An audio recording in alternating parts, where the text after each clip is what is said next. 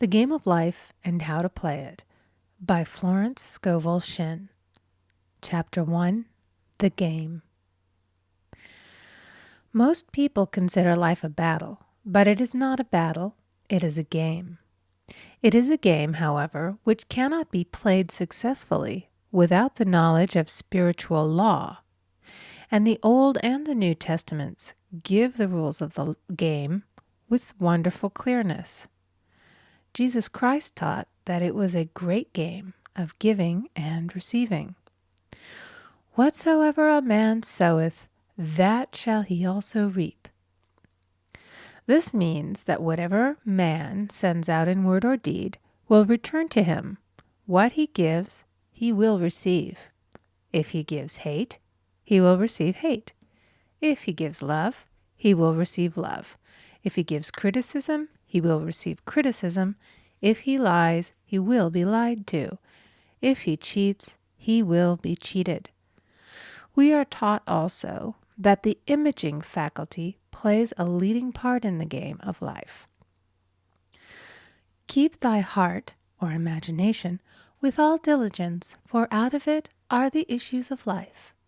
Proverbs 4:23. This means that what man images sooner or later externalizes in his affairs. I know of a man who feared a certain disease. It was a very rare disease and difficult to get, but he pictured it continually and read about it until it manifested in his body and he died, the victim of distorted imagination.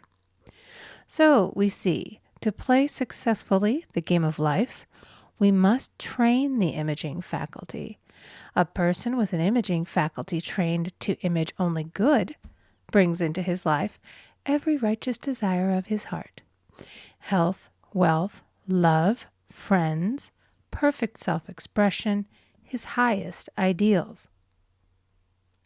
The imagination has been called the scissors of the mind, and it is ever cutting, day by day, the pictures man sees there, and sooner or later he meets his own creations in his outer world.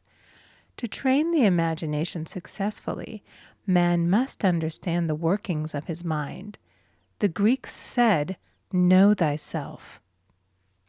There are three departments of the mind: the subconscious, conscious, and superconscious. The subconscious is simply power without direction. It is like steam or electricity, and it does what it is directed to. It has no power of induction. Whatever man feels deeply or images clearly is impressed upon the subconscious mind and carried out in minutest detail. For example, a woman I know, when a child, always made believe she was a widow. She dressed up in black clothes and wore a long black veil, and people thought she was very clever and amusing. She grew up and married a man with whom she was deeply in love. In a short time he died, and she wore black and a sweeping veil for many years. The picture of herself as a widow was so impressed upon the subconscious mind, and in due time worked itself out regardless of the havoc created. The conscious mind has been called mortal or carnal mind. It is the human mind and sees life as it appears to be. It sees death, disaster, sickness, poverty, and limitation of every kind, and it impresses the subconscious. The superconscious mind is the God mind within each man and is the realm of perfect ideas. In it is the perfect pattern spoken of by Plato, the divine design, for there is a divine design for each person. There is a place that you are to fill and no one else can fill, something you are to do which no one else can do. There is a perfect picture of this in the superconscious mind. It usually flashes across the conscious as an unattainable ideal, something too good to be true. In reality, it is man's true destiny or destination flashed to him from the infinite intelligence which is within himself. Many people, however, are in ignorance of their true destinies and are striving for things and situations which do not belong to them and would only bring failure and dissatisfaction if attained. For example, a woman came to me and asked me to speak the word that she would marry a certain man with whom she was very much in love. She called him A.B.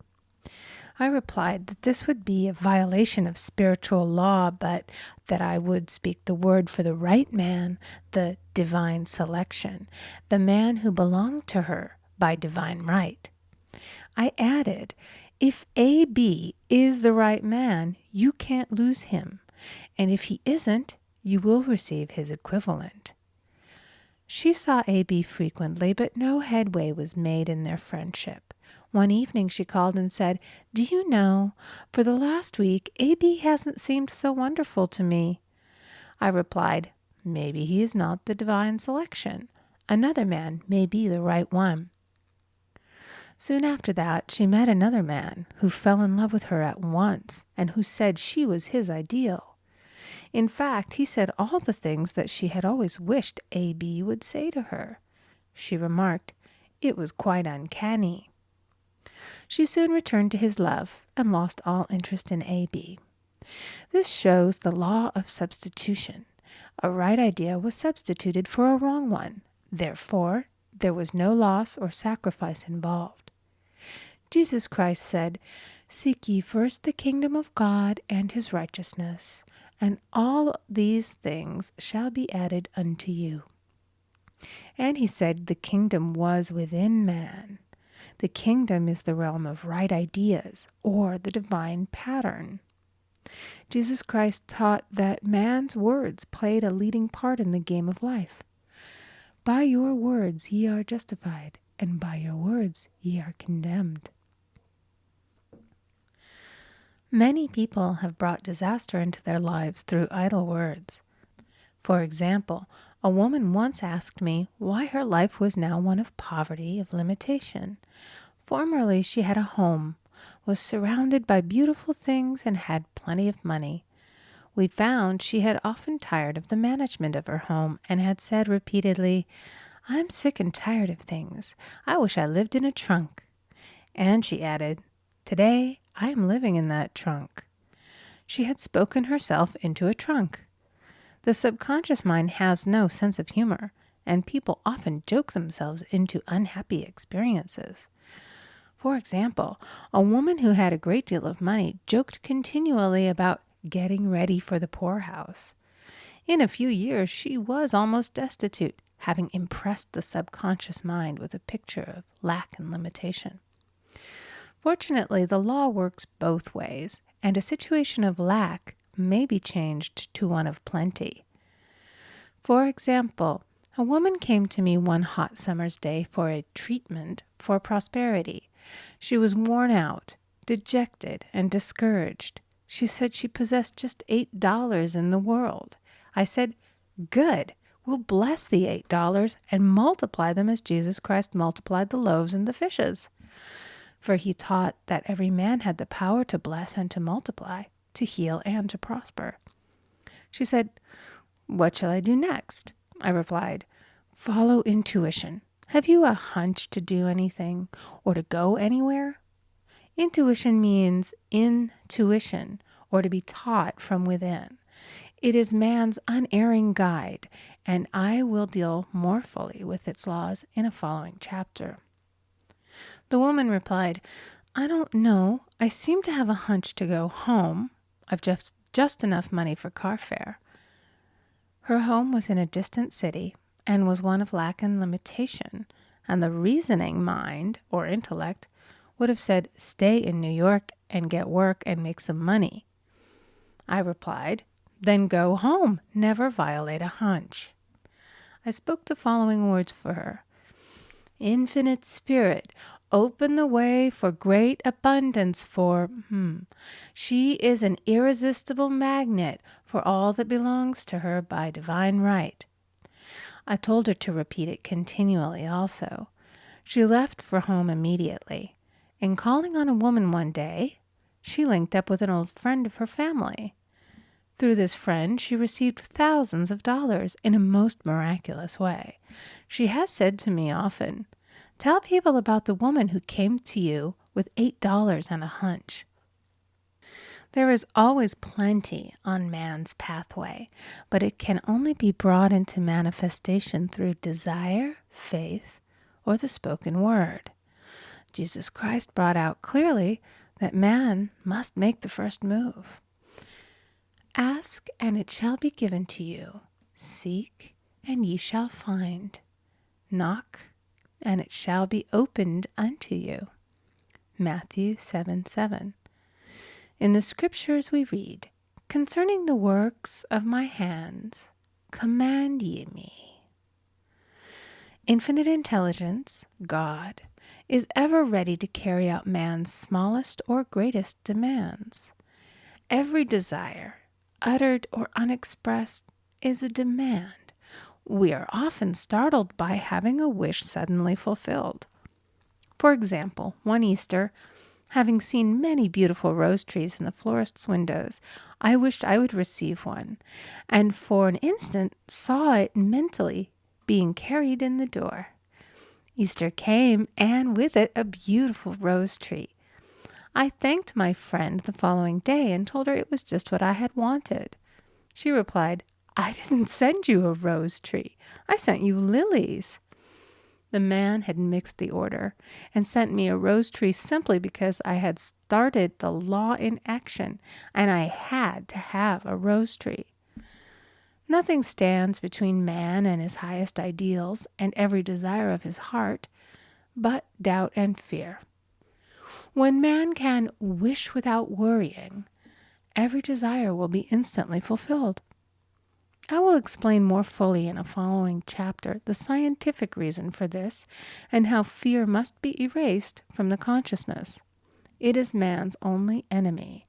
Fear of lack, fear of failure, fear of sickness, fear of loss, and a feeling of insecurity on some plane. Jesus Christ said, "Why are ye fearful, O ye of little faith?" Matthew 8:26. So we can see we must substitute faith for fear is only inverted faith. It is faith in evil instead of good. The object of the game of life is to see clearly one's good and to obliterate all mental pictures of evil. This must be done by impressing the subconscious mind with a realization of good. A very brilliant man who has attained great success told me he had suddenly erased all fear from his consciousness by reading a sign which hung in a room. He saw printed in large letters this statement: "Why worry? It will probably never happen."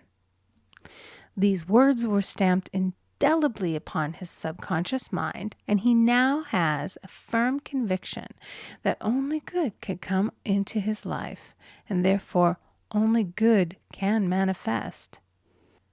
In the following chapter, I will deal with the different methods of impressing the subconscious mind. It is man's faithful servant, but one must be careful to give it the right orders. Man has ever a silent listener at his side, his subconscious mind. Every thought, every word is impressed upon it and carried out in amazing detail. It is like a singer making a record on the sensitive disc of the phonographic plate. Every note and tone of the singer's voice is registered. If he coughs or hesitates, it is registered also. So let us break all the old bad records in the subconscious mind, the records of our lives which we do not wish to keep, and make new and beautiful ones. Speak these words aloud with power and conviction. I now smash and demolish by my spoken word every untrue record in my subconscious mind. They shall return to the dust heap of their native nothingness, for they came from my own vain imaginings. I now make my perfect records through the Christ within, the records of health, wealth, love, and perfect self-expression. This is the square of life, the game completed. In the following chapters, I will show how man can change his conditions by changing his words. Any man who does not know the power of the word is behind the times. Death and life are in the power of the tongue. Proverbs 18:21. End of chapter 1. Recording by Amy Conger.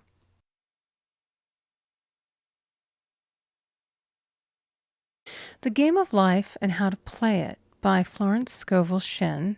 Chapter 2. The Law of Prosperity. Yea, the Almighty shall be thy defense, and thou shalt have plenty of silver. One of the greatest messages given to the race through the scriptures is that God is man's supply, and that man can release through his spoken word all that belongs to him by divine right. He must, however, have perfect faith in his spoken word. Isaiah said, My word shall not return unto me void, but shall accomplish that whereunto it is sent. We know now that words and thoughts are a tremendous vibratory force, ever molding man's body and affairs. A woman came to me in great distress and said she was to be sued on the 15th of the month for $3,000. She knew no way of getting the money and was in despair. I told her that God was her supply and that there is a supply for every demand. So I spoke the word. I gave thanks that the woman would receive $3,000 at the right time in the right way. I told her she must have perfect faith and act her perfect faith. The 15th came, but no money had materialized. She called me on the phone and asked what she was to do. I replied, It is Saturday, so they won't sue you today. Your part is to act rich, thereby showing perfect faith that you will receive it by Monday. She asked me to lunch with her to keep her courage. When I joined her at a restaurant, I said, This is no time to economize. Order an expensive luncheon and act as if you have already received the $3,000. All things whatsoever ye ask in prayer, believing ye shall receive. You must act as if you had already received. The next morning she called me on the phone and asked me to stay with her during the day. I said, No, you are divinely protected and God is never too late. In the evening she phoned again, greatly excited, and said, My dear, a miracle has happened. I was sitting in my room this morning when the doorbell rang. I said to the maid, Don't let anyone in. The maid, however, looked out the window and said, It's your cousin with the long white beard. So I said, Call him back. I would like to see him. And he was just turning the corner when he heard the maid's voice, and he came back. He talked for about an hour, and just as he was leaving, he said, Oh, by the way, how are finances? I told him I needed the money, and he said, Why, my dear, I will give you $3,000 the first of the month. I didn't like to tell him that I was going to be sued. What shall I do? I won't receive it till the first of the month, and I must have it tomorrow. I said, I'll keep on treating. I said, Spirit is never too late. I give thanks that she has received the money on the invisible plane and that it manifests on time. The next morning, her cousin called her up and said, Come to my office this morning, and I will give you the money. That afternoon, she had $3,000 to her credit in the bank and wrote checks as rapidly as her excitement would permit. If one asks for success and prepares for failure, he will get the situation he has prepared for. For example, a man came to me asking me to speak the word that a certain debt would be wiped out.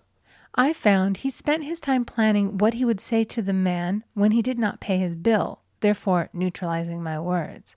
He should have seen himself paying the debt. We have a wonderful illustration of this in the Bible, relating to the 3 kings who were in the desert, without water for their men and horses. They consulted the prophet Elisha, who gave them this astonishing message.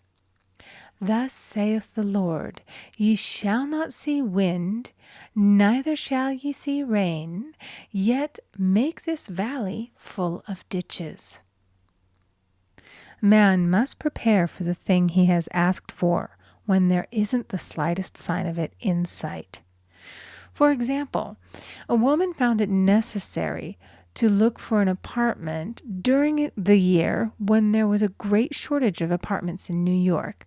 It was considered almost an impossibility, and her friends were sorry for her and said, "Isn't it too bad? You'll have to store your furniture and live in a hotel." She replied, "You needn't feel sorry for me. I'm a Superman, and I'll get an apartment." She spoke the words, "Infinite Spirit, open the way for the right apartment." She knew there was a supply for every demand, and that she was unconditioned, working on the spiritual plane, and that one with God is a majority. She had contemplated buying new blankets when the tempter, the adverse thought or reasoning mind, suggested, "Don't buy the blankets. Perhaps, after all, you won't get an apartment and you will have no use for them." Promptly she replied to herself, "I'll dig my ditches by buying the blankets." So she prepared for the apartment, acted as though she already had it. She found one in a miraculous way, and it was given to her although there were over 200 other applicants. The blankets showed active faith. It is needless to say that the ditches dug by the 3 kings in the desert were filled to overflowing. Read 2 Kings.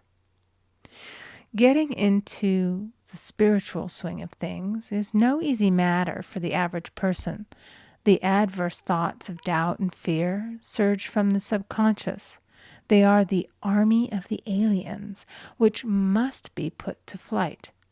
This explains why it is so often darkest before the dawn. A big demonstration is usually preceded by tormenting thoughts. Having made a statement of high spiritual truth, one challenges the old beliefs in the subconscious, and error is exposed to be put out. This is the time when one must make his affirmations of truth repeatedly and rejoice and give thanks that he has already received. "Before ye call, I shall answer." This means that every good and perfect gift is already man's, awaiting his recognition. Man can only receive what he sees himself receiving.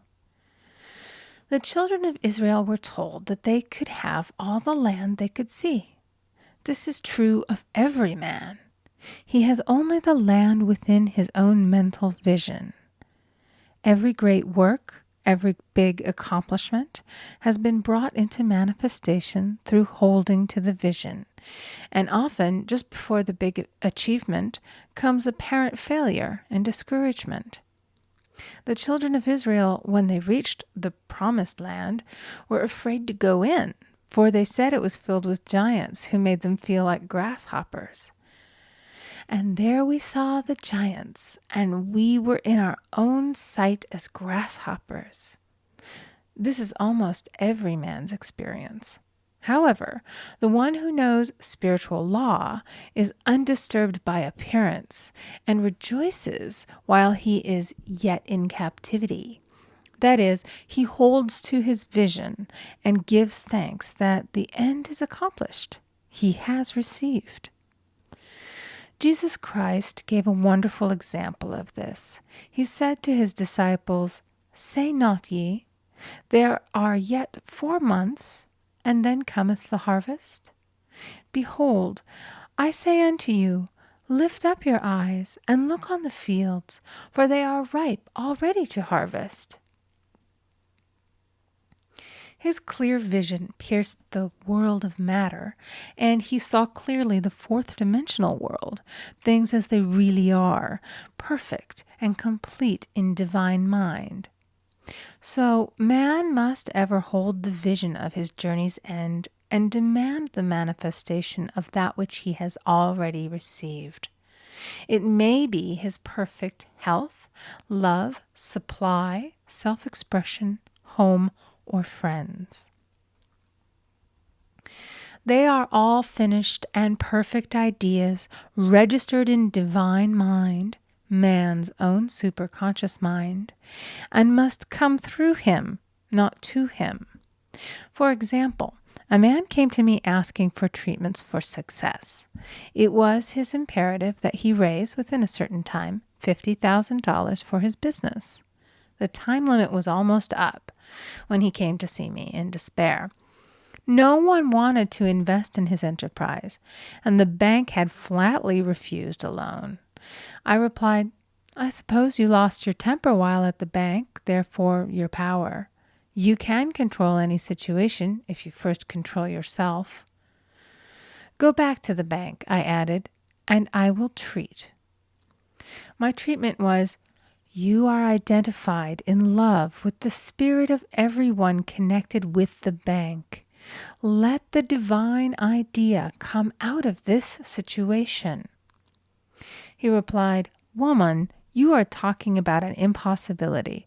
Tomorrow is Saturday. The bank closes at 12, and my train won't get me there until 10, and the time limit is up tomorrow, and anyway, they won't do it. It's too late." I replied, "God doesn't need any time and is never too late. With him, all things are possible." I added, "I don't know anything about business, but I know all about God." He replied, "It all sounds fine when I sit here listening to you, but when I go out, it's terrible." He lived in a distant city, and I did not hear from him for a week. Then came a letter. It read, "You were right. I raised the money, and I will never again doubt the truth of all that you have told me." I saw him a few weeks later, and I said, "What happened? You evidently had plenty of time after all." He replied, "My train was late, and I got there just 15 minutes to 12. I walked into the bank quietly, and I said, 'I have come for the loan.' And they gave it to me without a question."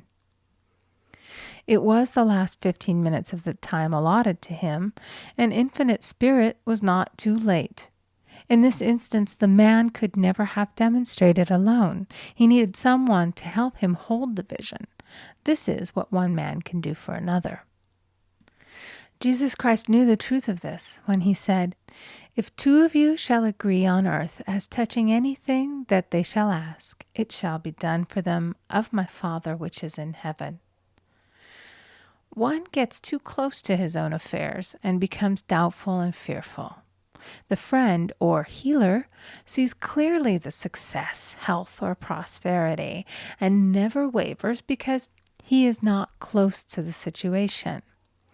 It is much easier to demonstrate for someone else than for oneself, so a person should not hesitate to ask for help if he feels himself wavering. A keen observer of life once said, "No man can fail if some one person sees him successful." Such is the power of the vision, and many a great man has owed his success to a wife or a sister or a friend who believed in him and held without wavering to the perfect pattern. End of Chapter 2. Recording by Amy Conger.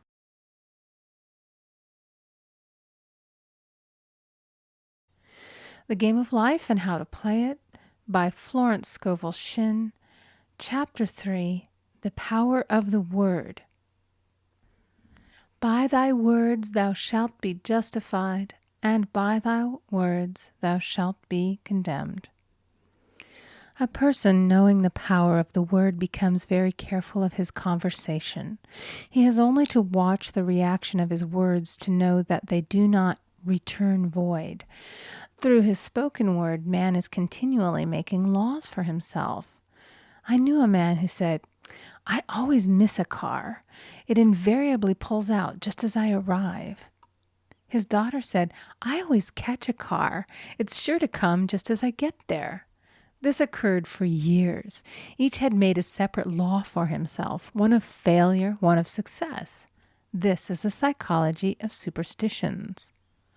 The horseshoe or rabbit's foot contains no power, but man's spoken word and belief that it will bring him good luck creates expectancy in the subconscious mind and attracts a lucky situation.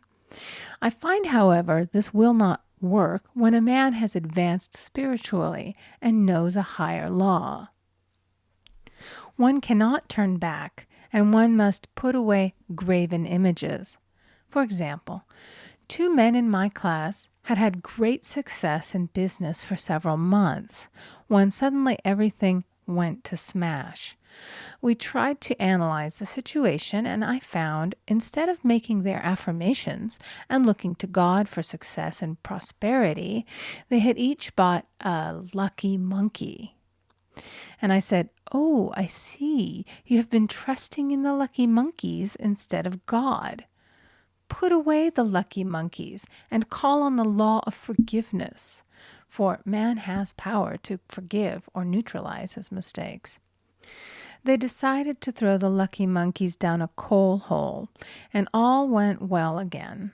This does not mean, however, that one should throw away every lucky ornament or horseshoe about the house, but he must recognize that the power back of it is the one and only power, God, and that the object simply gives him a feeling of expectancy.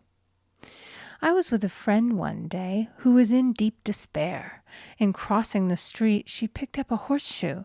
Immediately, she was filled with joy and hope. She said God had sent her the horseshoe in order to keep up her courage. It was indeed, at that moment, about the only thing that could have registered in her consciousness. Her hope became faith, and she ultimately made a wonderful demonstration. I wish to make the point clear that the men previously mentioned that they were depending on the monkeys alone, while this woman recognized the power back of the horseshoe. I know in my own case it took a long while to get out of a belief that a certain thing brought disappointment. If the thing happened, disappointment invariably followed. I found the only way I could make a change in the subconscious was by asserting, there are not 2 powers, there is only one power, God. Therefore, there are no disappointments, and this means a happy surprise. I noticed a change at once, and happy surprises commenced coming my way. I have a friend who said nothing could induce her to walk under a ladder. I said, "If you are afraid, you are giving into a belief in 2 powers, good and evil, instead of one. As God is absolute, there can be no opposing power unless man makes the false of evil for himself. To show you believe in only one power, God, and that there is no power or reality in evil, walk under the next ladder you see." Soon after, she went to her bank. She wished to open her box in the safety deposit vault, and there stood a ladder on her pathway. It was impossible to reach the box without passing under the ladder. She quailed with fear and turned back. She could not face the lion on her pathway. However, when she reached the street, my words rang in her ears, and she decided to turn and walk under it. It was a big moment in her life, for ladders had held her in bondage for years. She retraced her steps to the vault, and the ladder was no longer there. This so often happens.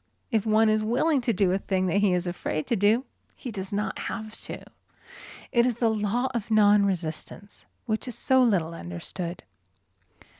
Someone has said that courage contains genius and magic. Face a situation fearlessly, and there is no situation to face. It falls away of its own weight. The explanation is that fear attracted the ladder on the woman's pathway, and fearlessness removed it.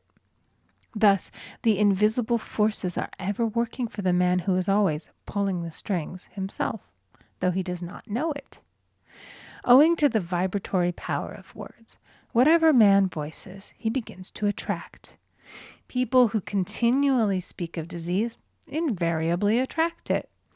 After man knows the truth, he cannot be too careful of his words. For example, I have a friend who often says on the phone, "Do come to see me and have a fine old-fashioned chat." This old-fashioned chat means an hour of about 500 to 1,000 destructive words, the principal topics being loss, lack, failure, and sickness. I reply, "No, thank you. I've had enough old-fashioned chats in my life. They are too expensive, but I will be glad to have a new-fashioned chat and talk about what we want, not what we don't want." There is an old saying that man only dares to use his words for 3 purposes: to heal, bless, or prosper. What man says of others will be said of him, and what he wishes for another he is wishing for himself. Curses like chickens come home to roost. If a man wishes someone bad luck, he is sure to attract bad luck himself. If he wishes to aid someone to success, he is wishing and aiding himself to success. The body may be renewed and transformed through the spoken word and clear vision, and disease be completely wiped out of the consciousness. The metaphysician knows that all disease has a mental correspondence, and in order to heal the body, one must first heal the soul. The soul is the subconscious mind, and it must be saved from wrong thinking. In the 23rd Psalm we read, "He restoreth my soul." This means that the subconscious mind or soul must be restored with the right ideas, and the mystical marriage is the marriage of the soul and the spirit, or the subconscious and superconscious mind. They must be one. When the subconscious is flooded with the perfect ideas of the superconscious, God and man are one. I and the Father are one. That is, he is one with the realm of perfect ideas. He is the man made in God's likeness and image, imagination, and is given power and dominion over all created things, his mind, body, and affairs. It is safe to say that all sickness and unhappiness come from the violation of the law of love. A new commandment I give unto you, love one another. And in the game of life, love or goodwill takes every trick. For example, a woman I know had for years an appearance of a terrible skin disease. The doctors told her it was incurable and she was in despair. She was on the stage and she feared she would soon have to give up her profession, and she had no other means of support. She, however, procured a good engagement and on the opening night made a great hit. She received flattering notices from the critics and was joyful and elated. The next day she received a notice of dismissal. A man in the cast had been jealous of her success and had caused her to be sent away. She felt hatred and resentment taking complete possession of her, and she cried out, "Oh God, don't let me hate that man." That night she worked for hours in the silence. She said, "I soon came into a very deep silence. I seemed to be at peace with myself, with the man, and with the whole world. I continued this for 2 following nights, and on the 3rd day, I found I was healed completely of the skin disease." In asking for love or goodwill, she had fulfilled the law, for love is the fulfilling of the law, and the disease, which came from the subconscious resentment, was wiped out. Continual criticism produces rheumatism, as critical, inharmonious thoughts cause unnatural deposits in the blood which settle in the joints. False growths are caused by jealousy, hatred, unforgiveness, fear, etc. Every disease is caused by a mind not at ease. I said once in my class, there is no use asking anyone, what's the matter with you? We might as well just say, who's the matter with you? Unforgiveness is the most prolific cause of disease. It will harden arteries or liver and affect the eyesight. In its train are endless ills. I called on a woman one day who said she was ill from having eaten a poisoned oyster. I replied, "Oh no, the oyster was harmless. You poisoned the oyster. What's the matter with you?" She answered, "Oh, about 19 people." She had quarreled with 19 people and had become so inharmonious that she attracted the wrong oyster. Any inharmony on the external indicates there is mental inharmony. As the within, so the without. Man's only enemies are within himself, and a man's foes shall be they of his own household. Personality is one of the last enemies to be overcome, as this planet is taking its initiation in love. It was Christ's message, peace on earth, goodwill toward man. The enlightened man, therefore, endeavors to perfect himself upon his neighbor. His work is within himself, to send out goodwill and blessings to every man, and the marvelous thing is that if one blesses a man, he has no power to harm him. For example, a man came to me asking him to treat for success in business. He was selling machinery, and a rival appeared on the scene with what he proclaimed was a better machine, and my friend feared defeat. I said, first of all, we must wipe out all fear and know that God protects your interests and that the divine idea must come out of the situation. That is, the right machine will be sold by the right man to the right man. And I added, don't hold one critical thought toward that man. Bless him all day and be willing not to sell your machine if it isn't the divine idea.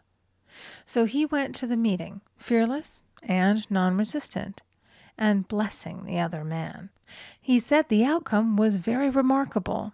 The other man's machine refused to work, and he sold his without the slightest difficulty. But I say unto you, love your enemies, bless them that curse you, do good to them that hate you, and pray for them which spitefully use you and persecute you. Goodwill produces a great aura of protection about the one who sends it, and no weapon that is formed against him shall prosper.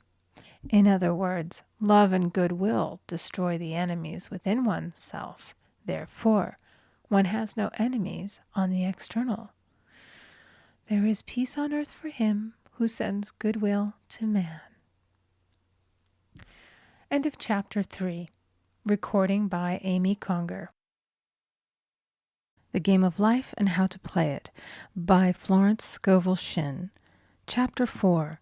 The Law of Non-Resistance. Resist not evil. Be not overcome of evil, but overcome evil with good. Nothing on earth can resist an absolutely non-resistant person. The Chinese say that water is the most powerful element because it is perfectly non-resistant. It can wear away a rock and sleep away all before it. Jesus Christ said, "Resist not evil," for he knew in reality there is no evil, therefore nothing to resist. Evil has come of man's vain imagination, or a belief in two powers, good and evil. There is an old legend that Adam and Eve ate of Maya, the tree of illusion, and saw two powers instead of one power, God. Therefore, evil is a false law man has made for himself through psychoma or soul sleep. Soul sleep means that man's soul has been hypnotized by the race belief of sin, sickness, and death, etc., which is carnal or mortal thought, and his affairs have outpictured his illusions. We have read in a preceding chapter that man's soul is his subconscious mind, and whatever he feels deeply, good or bad, is outpictured by that faithful servant. His body and affairs show forth what he has been picturing.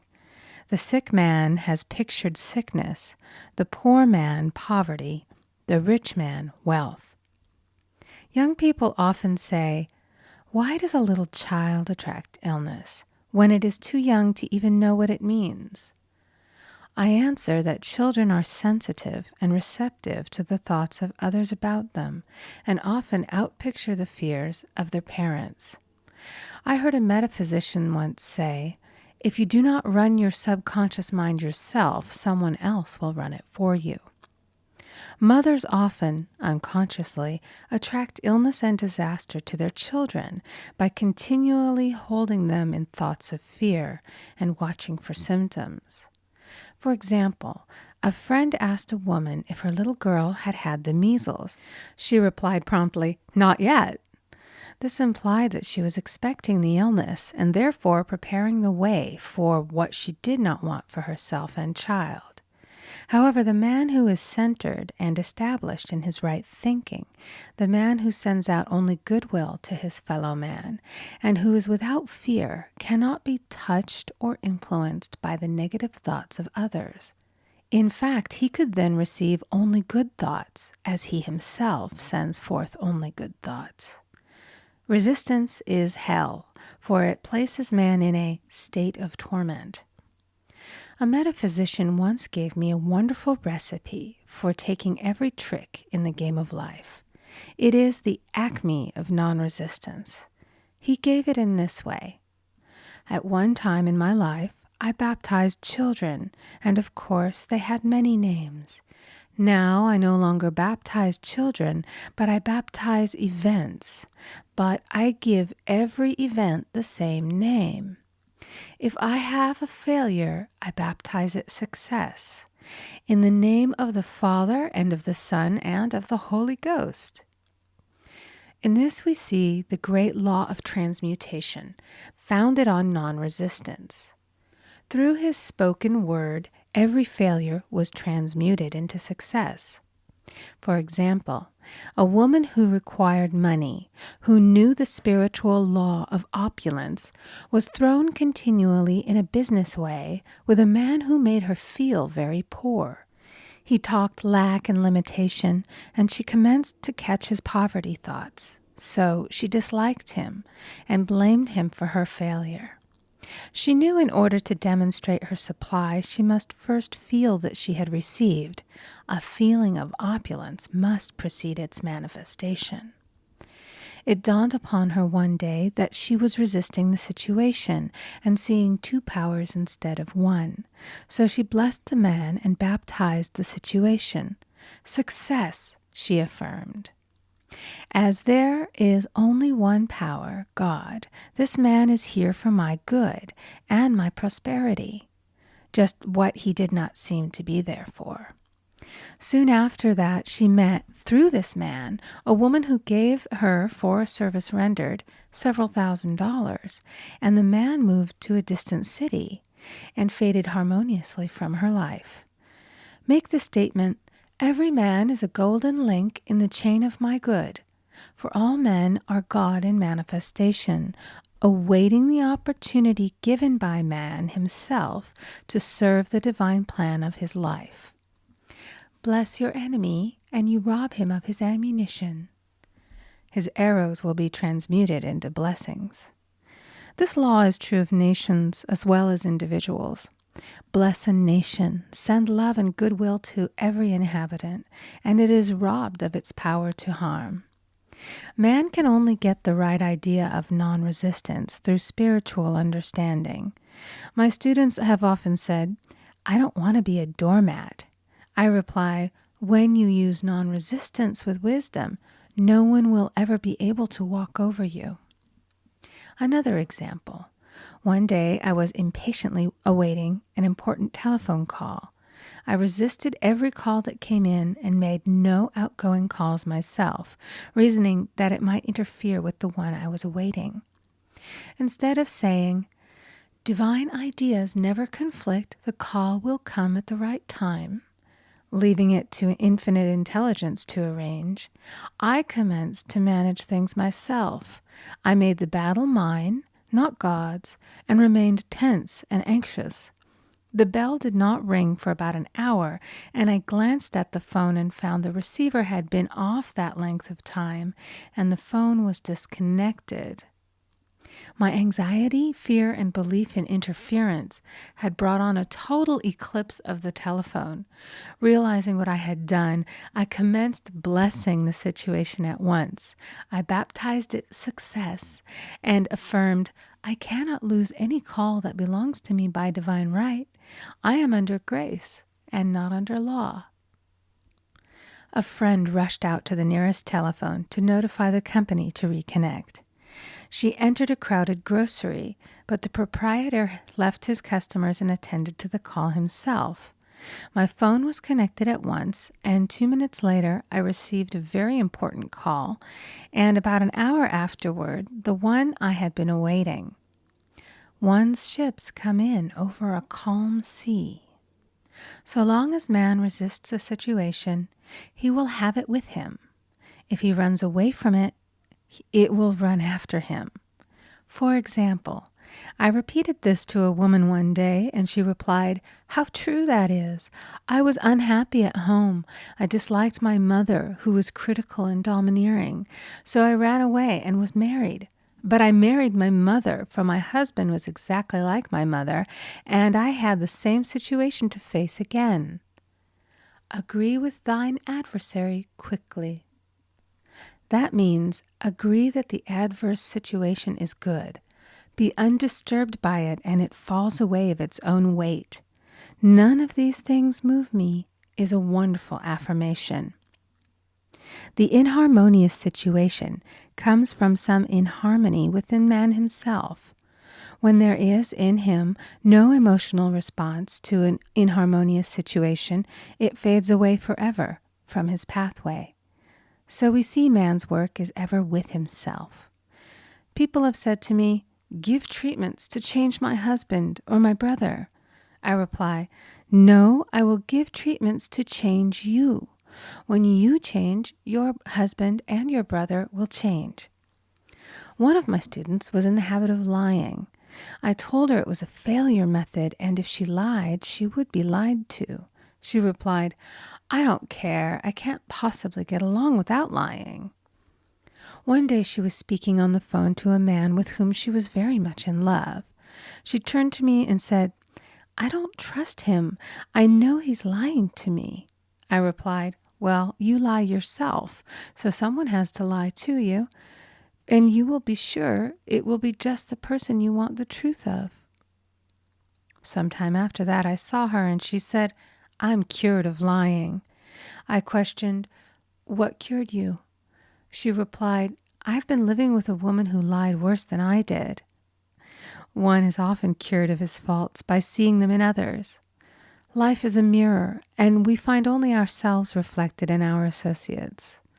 Living in the past is a failure method and a violation of spiritual law. Jesus Christ said, "Behold, now is the accepted time. Now is the day of salvation." Lot's wife looked back and was turned into a pillar of salt. The robbers of time are the past and the future. Man should bless the past and forget it, if it keeps him in bondage, and bless the future, knowing it has in store for him endless joys. But live fully in the now. For example, a woman came to me complaining that she had no money with which to buy Christmas gifts. She said, "Last year was so different. I had plenty of money and gave lovely presents, and this year I scarcely have a cent." I replied, "You will never demonstrate money while you are pathetic and live in the past. Live fully in the now and get ready to give Christmas presents. Dig your ditches and the money will come." She exclaimed, I know what to do. I'll buy some tinsel, twine, Christmas seals, and wrapping paper. I replied, do that, and the presents will come and stick themselves to the Christmas seals. This, too, was showing financial fearlessness and faith in God, as the reasoning mind said, keep every cent you have, as you are not sure you will get any more. She bought her seals, paper, and twine, and a few days before Christmas received a gift of several $100s. Buying the seals and twine had impressed the subconscious with expectancy and opened the way for the manifestation of the money. She purchased all the presents in plenty of time. Man must live suspended in the moment. Look well, therefore, to this day. Such is the salutation of the dawn. He must be spiritually alert, ever waiting his leads, taking advantage of every opportunity. One day I said continually, silently, Infinite Spirit, don't let me miss a trick. And something very important was told to me that evening. It is most necessary to begin the day with the right words. Make an affirmation immediately upon waking. For example, Thy will be done this day. Today is a day of completion. I give thanks for this perfect day. Miracle shall follow miracle, and wonders shall never cease. Make this a habit, and one will see wonders and miracles come into his life. One morning I picked up a book and read, Look with wonder at that which is before you. It seemed to be my message for the day, so I repeated it again and again. Look with wonder at that which is before you. At about noon, a large sum of money was given to me, which I had been desiring for a certain purpose. In the following chapter, I will give affirmations that I have found most effective. However, one should never use an affirmation unless it is absolutely satisfying and convincing to his own consciousness. And often, an affirmative is changed to suit different people. For example, the following has brought success to many. I have a wonderful work in a wonderful way. I give wonderful service for wonderful pay. I gave the first 2 lines to one of my students, and she added the last 2. It made a most powerful statement, as there should always be perfect payment for perfect service, and a rhyme sinks easily into the subconscious. She went about singing it aloud, and soon did receive wonderful work in a wonderful way, and gave wonderful service for wonderful pay. Another student, a businessman, took it and changed the word to business. He repeated, I have a wonderful business in a wonderful way, and I give wonderful service for wonderful pay. That afternoon, he made a $41,000 deal, though there had been no activity in his affairs for months. Every affirmation must be carefully worded and completely cover the ground. For example, I knew a woman who was in great need and made a demand for work. She received a great deal of work, but was never paid anything. She now knows to add wonderful service for wonderful pay. It is man's divine right to have plenty, more than enough. His barns should be full, and his cup should flow over. This is God's idea for man, and when man breaks down the barriers of lack in his own consciousness, the golden age will be his, and every righteous desire of his heart fulfilled. End of Chapter 4. Recording by Amy Conger. The Game of Life and How to Play It by Florence Scovel Shinn. Chapter 5. The Law of Karma and the Law of Forgiveness. Man receives only that which he gives. The game of life is a game of boomerangs.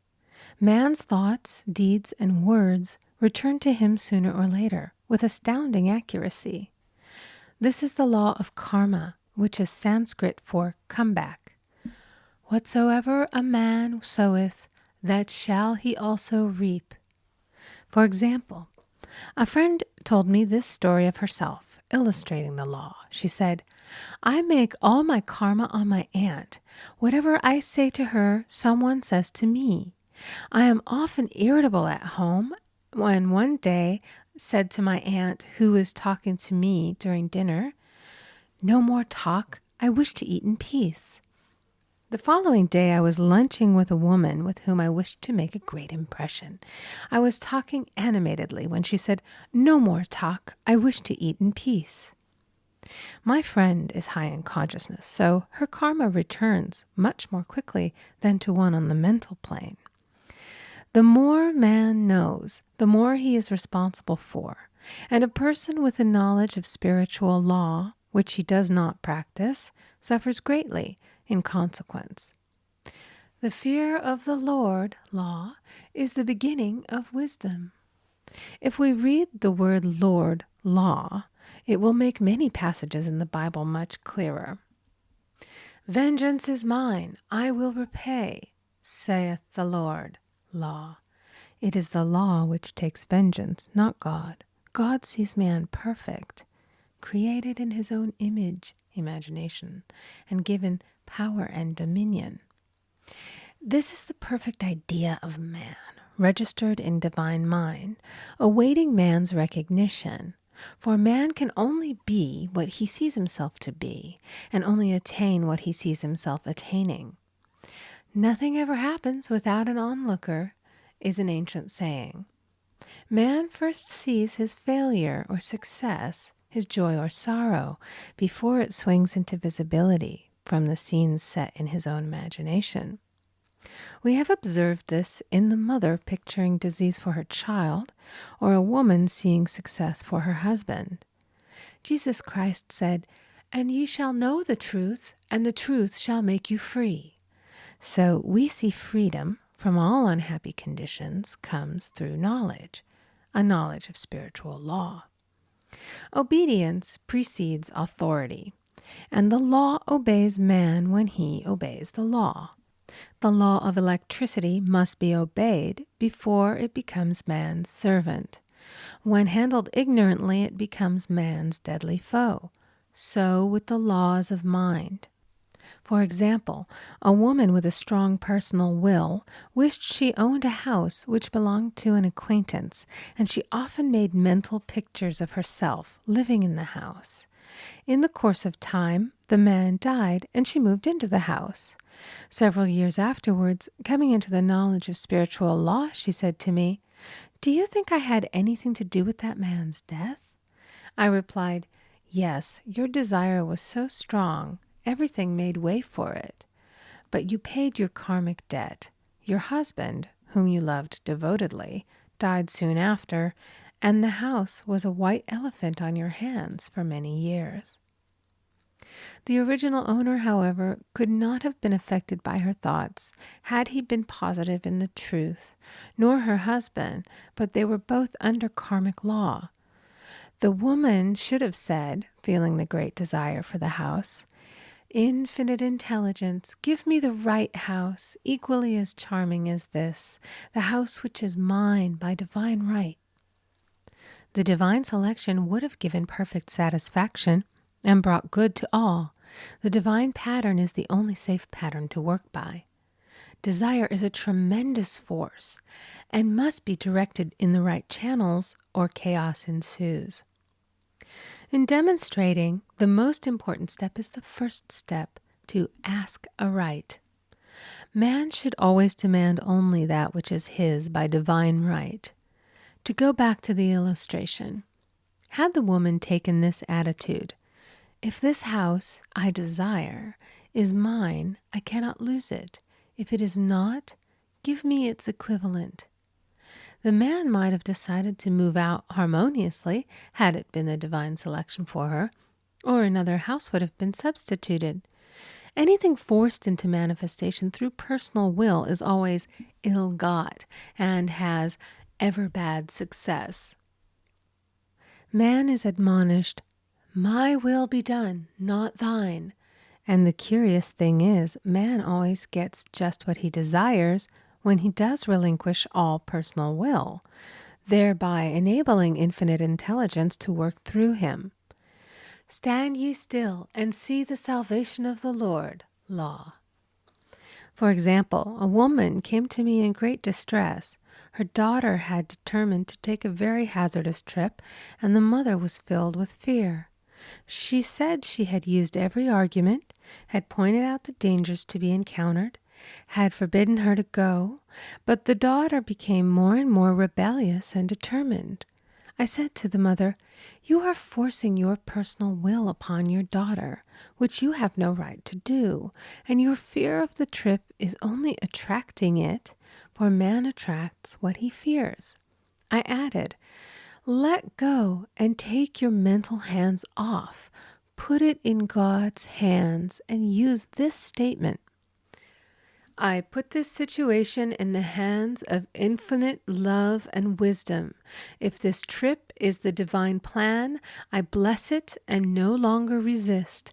But if it is not divinely planned, I give thanks that it is now dissolved and dissipated." A day or two after that, her daughter said to her, "Mother, I have given up the trip," and the situation returned to its native nothingness. It is learning to stand still which seems so difficult for man. I will deal more fully with this law in the chapter on non-resistance.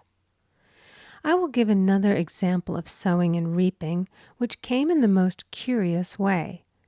A woman came to me saying she had received a counterfeit $20 bill given to her at the bank.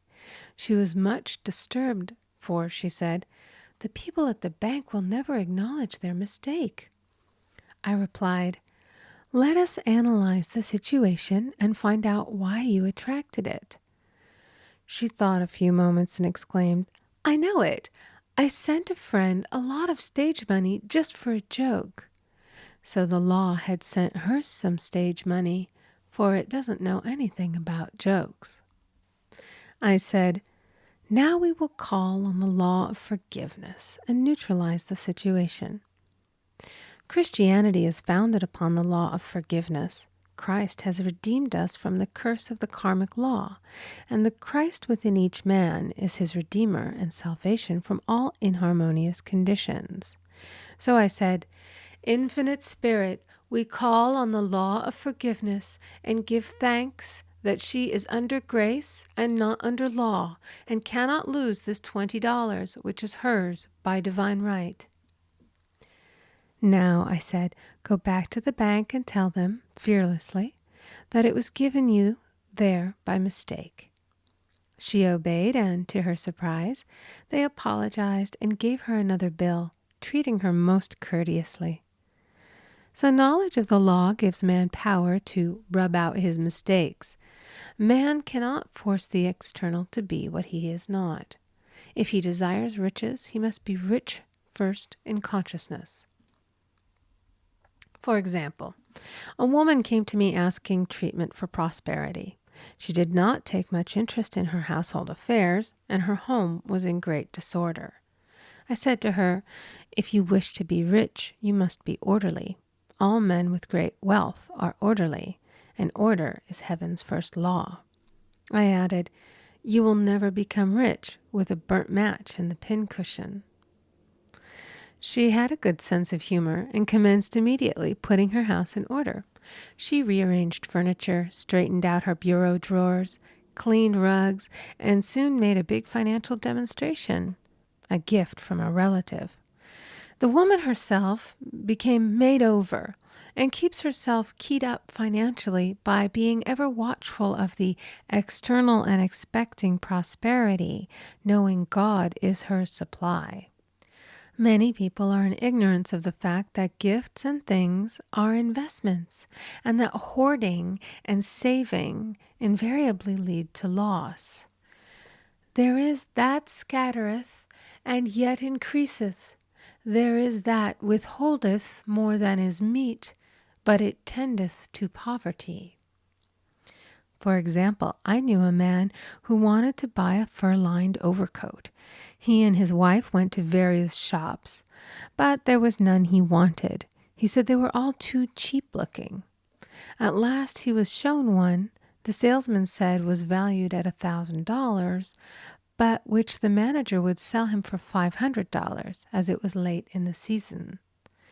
His financial possessions amounted to about $700.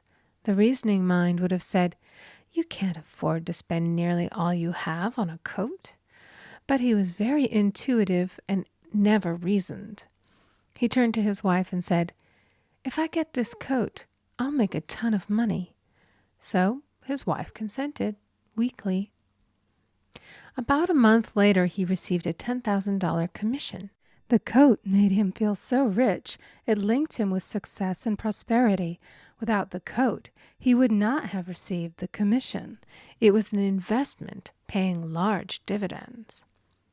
If man ignores these leadings to spend or to give, the same amount of money will go in an uninteresting or unhappy way. For example, a woman told me on Thanksgiving Day she informed her family that they could not afford a Thanksgiving dinner. She had the money, but decided to save it. A few days later, someone entered her room and took from the bureau drawer the exact amount the dinner would have cost. The law always stands back of the man who spends fearlessly with wisdom. For example, one of my students was shopping with her little nephew. The child clamored for a toy, which she told him she could not afford to buy. She realized suddenly that she was seeking lack and not recognizing God as her supply. So she bought the toy and on her way home picked up in the street the exact amount of money she had paid for it. Man's supply is inexhaustible and unfailing when fully trusted, but faith or trust must precede the demonstration. According to your faith, be it unto you. Faith is the substance of things hoped for and the evidence of things not seen. For faith holds the vision steady, and the adverse pictures are dissolved and dissipated, and in due season we shall reap, if we faint not. Jesus Christ brought the good news, the gospel, that there was a higher law than the law of karma, and that law transcends the law of karma. It is the law of grace or forgiveness. It is the law which frees man from the law of cause and effect, the law of consequence. Under grace, not under law. We are told that on this plane, man reaps where he has not sown. The gifts of God are simply poured out upon him. All that the kingdom affords is his. This continued state of bliss awaits the man who has overcome the race or world thought. In the world thought there is tribulation, but as Jesus Christ said, "Be of good cheer, I have overcome the world." The world thought is that of sin, sickness, and death. He saw their absolute unreality and said, "Sickness and sorrow shall pass away, and death itself, the last enemy, be overcome." We now know, from a scientific standpoint, that death could be overcome by stamping the subconscious mind with the conviction of eternal youth and eternal life. The subconscious, being simply power without direction, carries out orders without questioning. Working under the direction of the superconscious, the Christ or God within man, the resurrection of the body would be accomplished. Man would no longer throw off his body in death. It would be transformed into the body electric, sung by Walt Whitman, for Christianity is founded upon the forgiveness of sins and an empty tomb. End of Chapter 5. Recording by Amy Conger. The Game of Life and How to Play It by Florence Scovel Shinn. Chapter 6. Casting the Burden. Impressing the Subconscious. When man knows his own powers and the workings of his mind, his great desire is to find an easy and quick way to impress the subconscious with good, for simply an intellectual knowledge of the truth will not bring results. In my own case, I found the easiest way is in casting the burden. A metaphysician once explained it in this manner. He said, The only thing which gives anything weight in nature is the law of gravitation, and if a boulder could be taken high above the planet, there would be no weight in that boulder. And that is what Jesus Christ meant when he said, "My yoke is easy and my burden is light." He had overcome the world vibration and functioned in the fourth dimensional realm, where there is only perfection, completion, life, and joy. He said, "Come to me, all ye that labor and are heavy laden, and I will give you rest.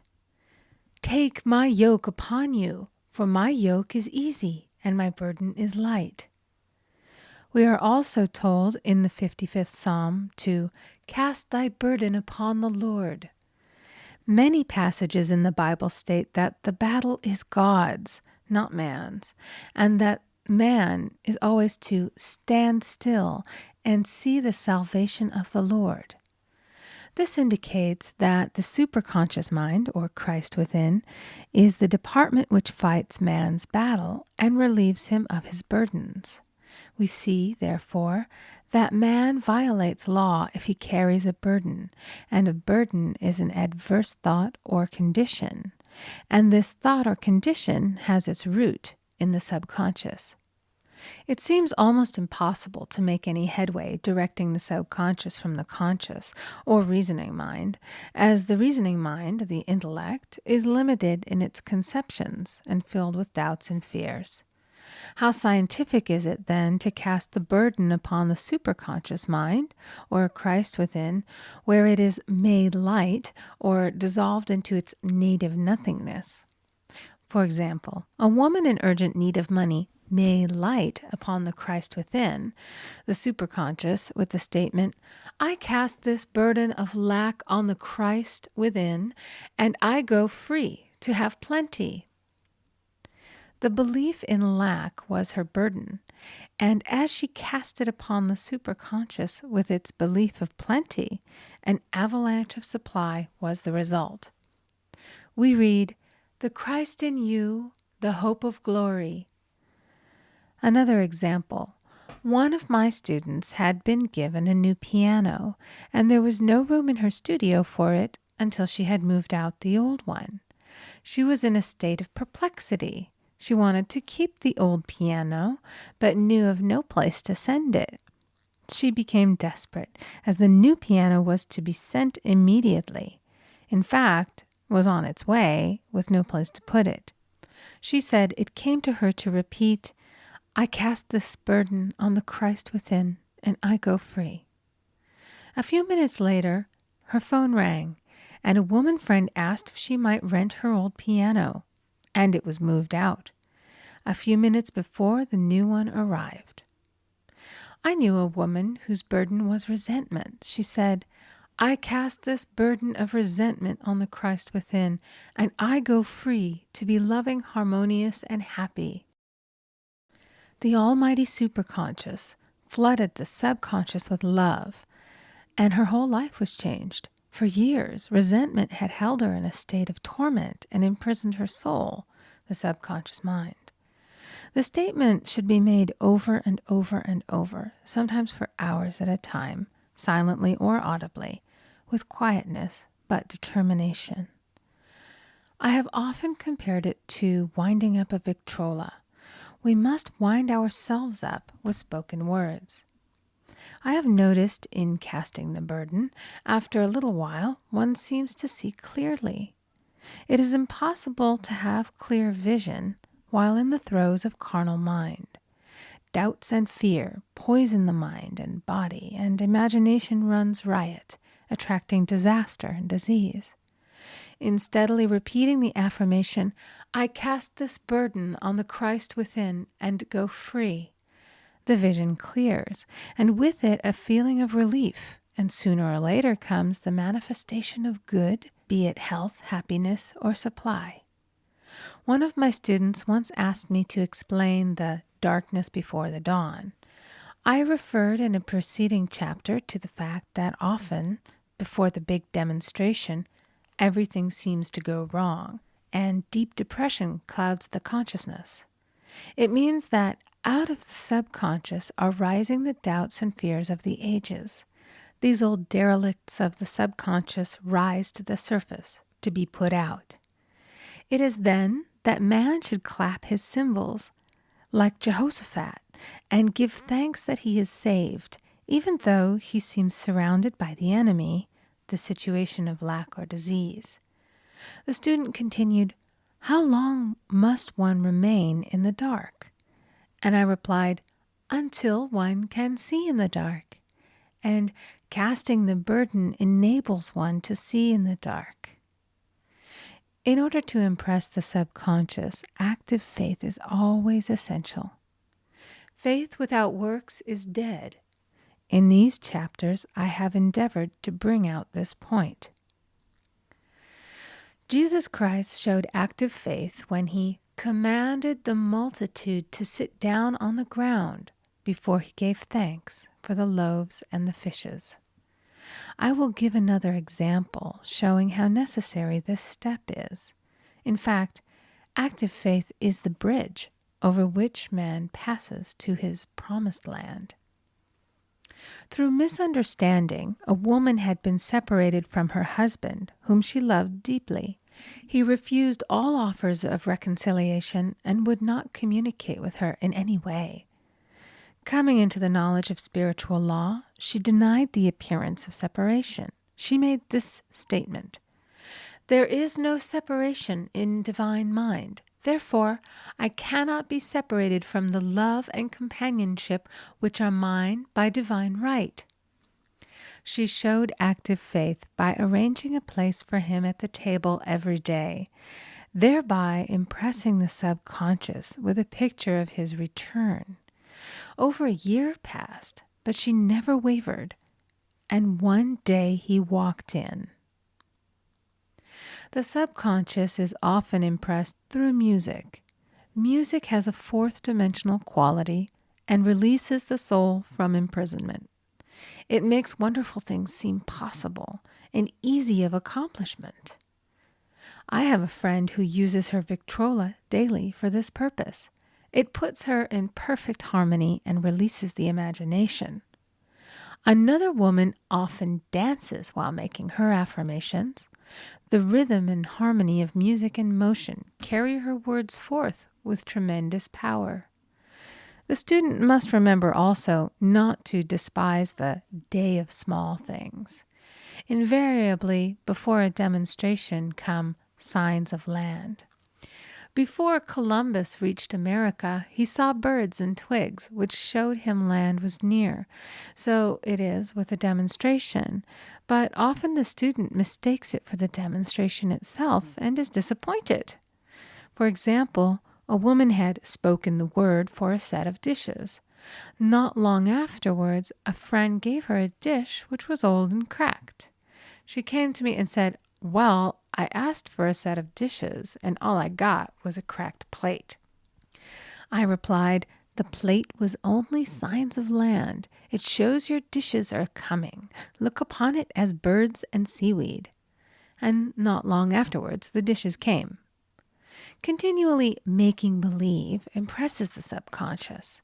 If one makes believe he is rich and makes believe he is successful, in due time he will reap. Children are always making believe, and except ye be converted and become as little children, ye shall not enter the kingdom of heaven. For example, I know of a woman who was very poor, but no one could make her feel poor. She earned a small amount of money from rich friends who constantly reminded her of her poverty and to be careful and saving. Regardless of their admonitions, she would spend all her earnings on a hat or make someone a gift and be in a rapturous state of mind. Her thoughts were always centered on beautiful clothes and rings and things, but without envying others. She lived in the world of the wondrous, and only riches seemed real to her. Before long, she married a rich man, and the rings and things became visible.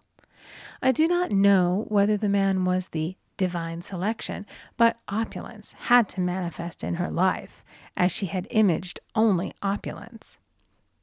There is no peace or happiness for man until he has erased all fear from the subconscious. Fear is misdirected energy and must be redirected or transmuted into faith. Jesus Christ said, "Why are ye fearful, O ye of little faith? All things are possible to him that believeth." I am asked so often by my students, "How can I get rid of fear?" I replied, "By walking up to the thing you are afraid of." The lion takes its fierceness from your fear. Walk up to the lion and he will disappear. Run away and he runs after you. I have shown in previous chapters how the lion of lack disappeared when the individual spent money fearlessly, showing faith that God was his supply and therefore unfailing. Many of my students have come out of the bondage of poverty and are now bountifully supplied through losing all fear of letting money go out. The subconscious is impressed with the truth that God is the giver and the gift. Therefore, as one is one with the giver, he is one with the gift.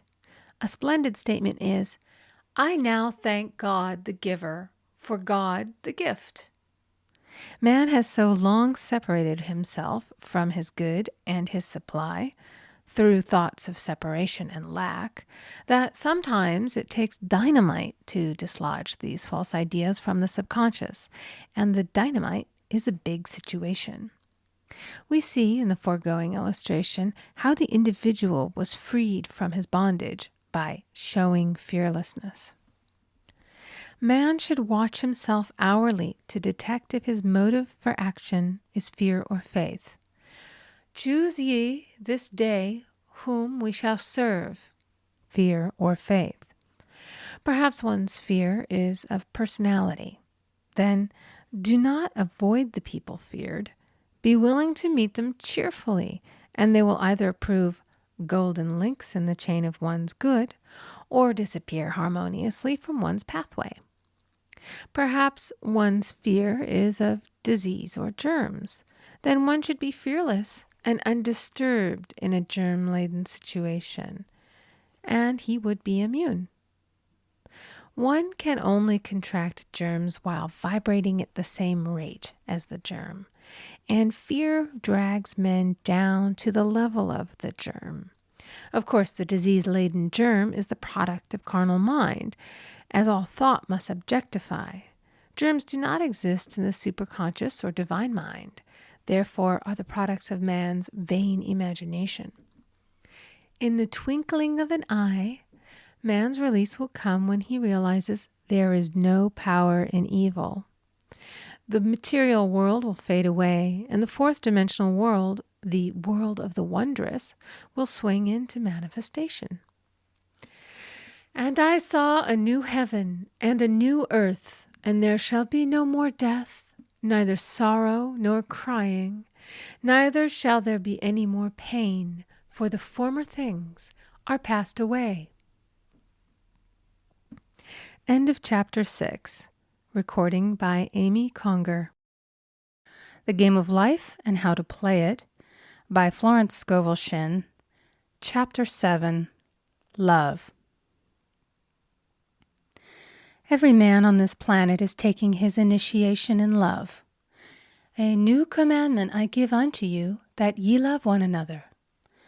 Ouspensky states in Tertium Organum that love is a cosmic phenomenon and opens to man the fourth dimensional world, the world of the wondrous. Real love is selfish and free from fear. It pours itself out upon the object of its affection without demanding any return. Its joy is in the joy of giving. Love is God in manifestation and the strongest magnetic force in the universe. Pure, unselfish love draws to itself its own. It does not need to seek or demand. Scarcely anyone has the faintest conception of real love. Man is selfish, tyrannical, or fearful in his affections, thereby losing the things he loves. Jealousy is the worst enemy of love, For the imagination runs riot, seeing the loved one attracted to another, and invariably these fears objectify if they are not neutralized. For example, a woman came to me in deep distress. The man she loved had left her for another woman and said he never intended to marry her.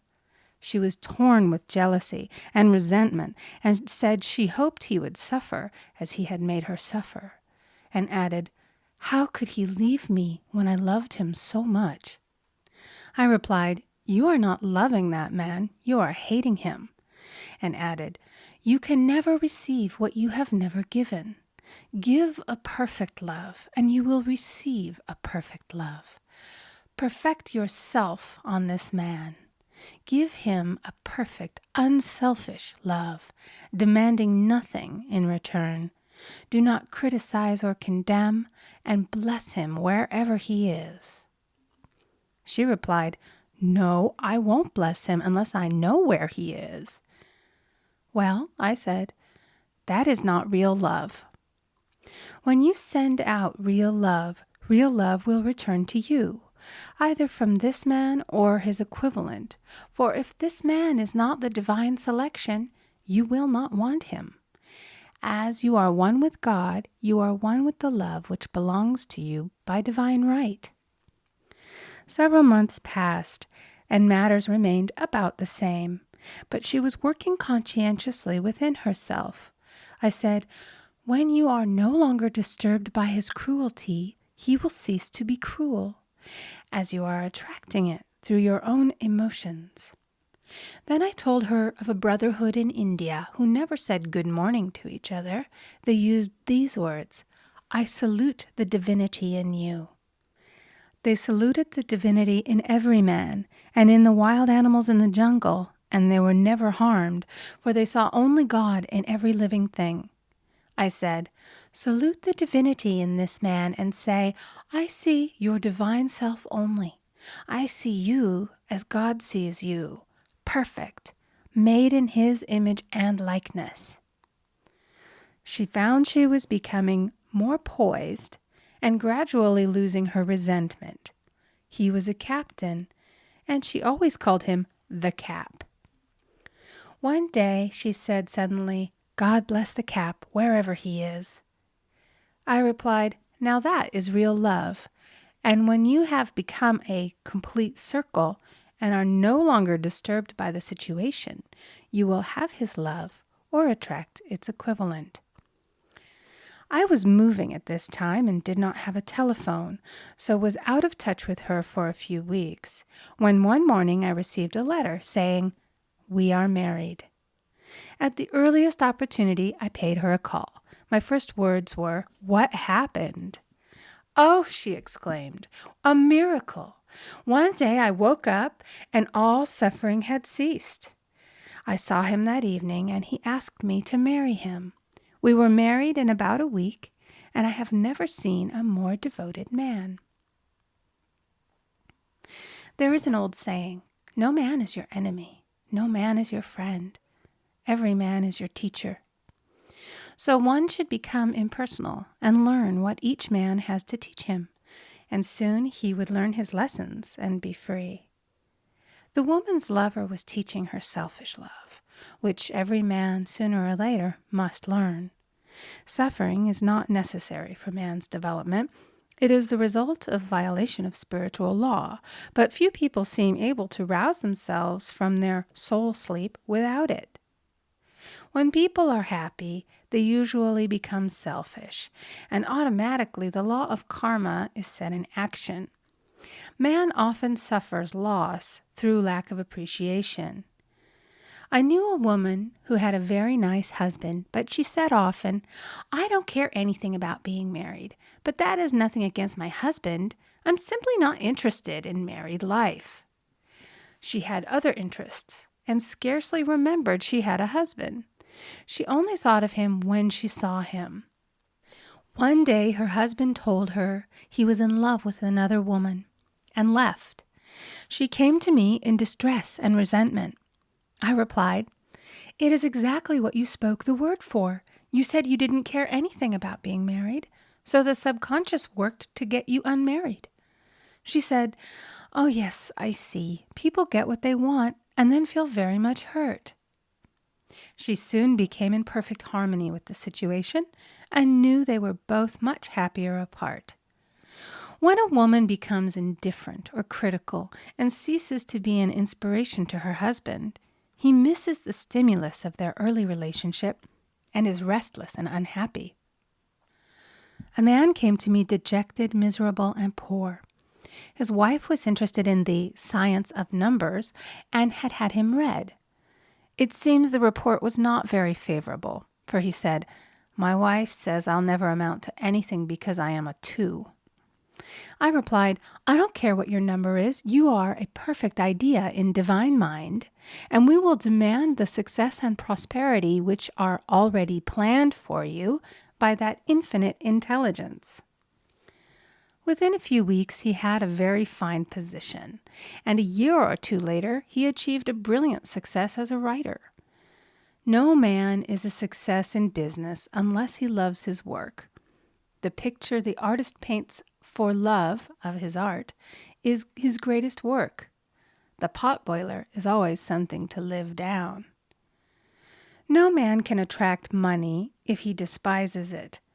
Many people are kept in poverty by saying, "Money means nothing to me. I have a contempt for people who have it." This is the reason so many artists are poor. Their contempt for money separates them from it. I remember hearing one artist say of another, "He's no good as an artist, but he has money in the bank." This attitude of mind, of course, separates man from his supply. He must be in harmony with a thing in order to attract it.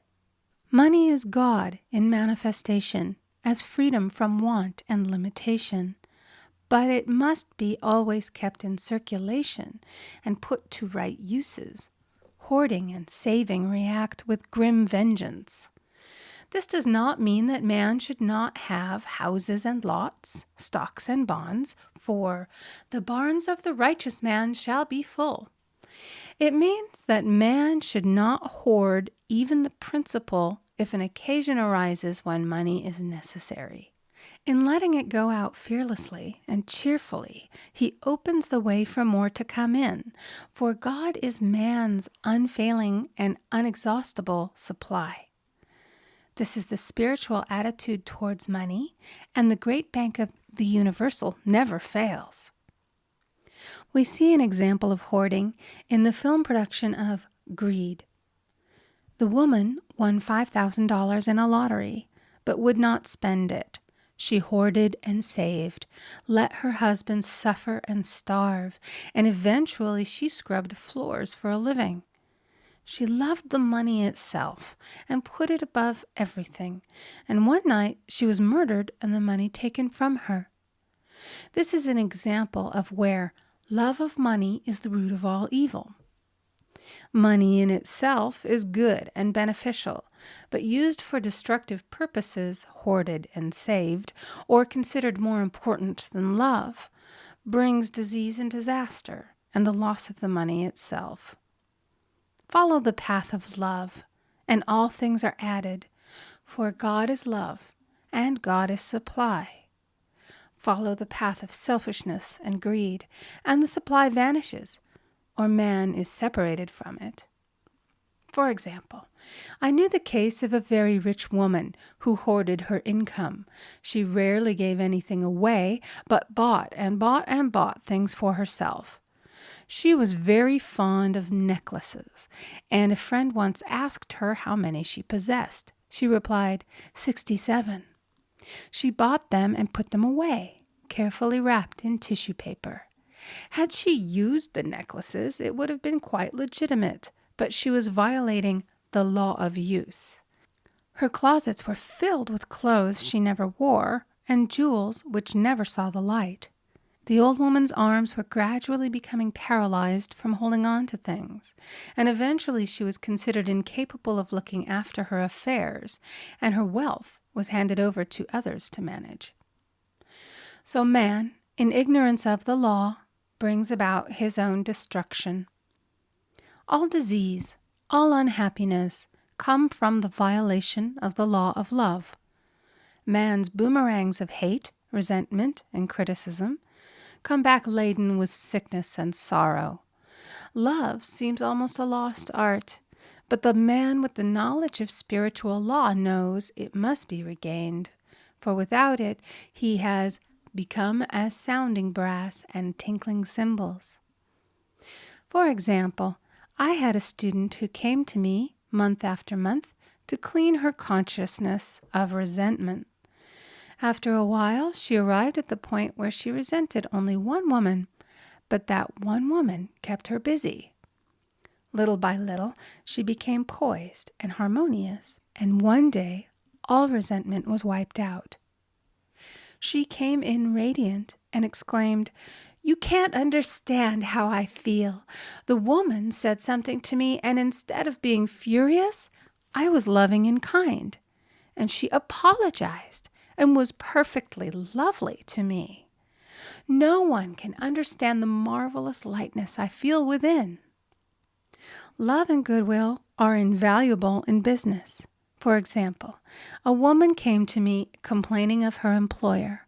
She said she was cold and critical, and she knew she did not want her in the position.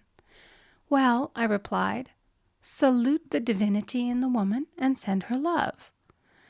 She said, "I can't. She's a marble woman." I answered, "You remember the story of the sculptor who asked for a certain piece of marble? He was asked why he wanted it, and he replied, 'Because there is an angel in the marble.' And out of it he produced a wonderful work of art." She said, "Very well, I'll try it."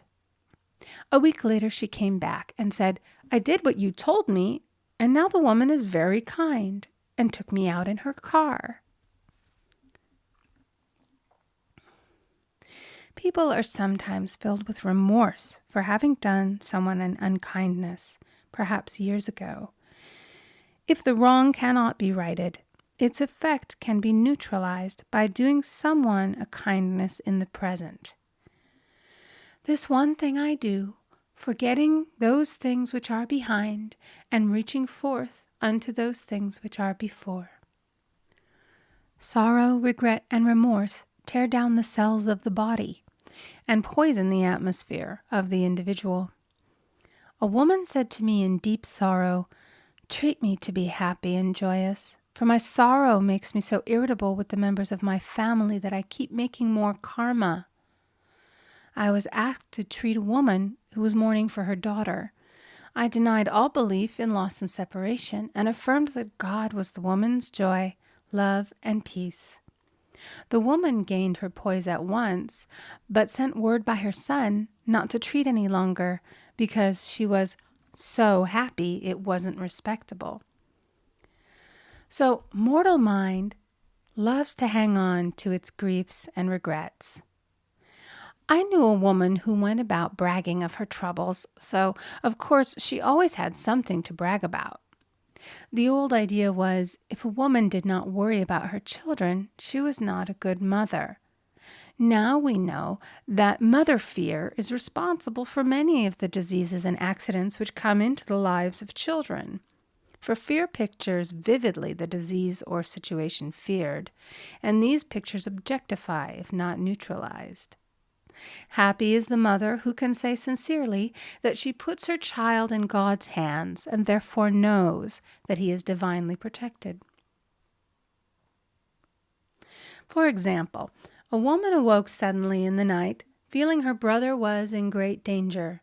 Instead of giving in to her fears, she commenced making statements of truth, saying, "Man is a perfect idea in divine mind and is always in his right place. Therefore, my brother is in his right place and is divinely protected." The next day, she found that her brother had been in close proximity to an explosion in a mine, but had miraculously escaped.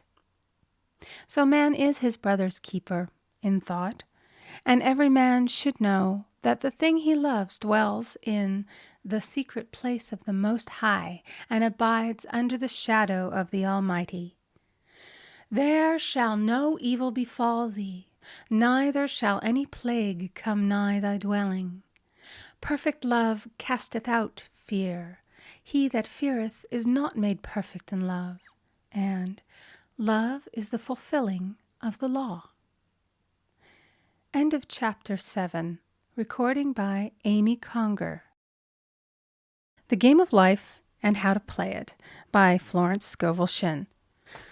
Chapter 8. Intuition or Guidance. In all thy ways acknowledge him, and he shall direct thy paths.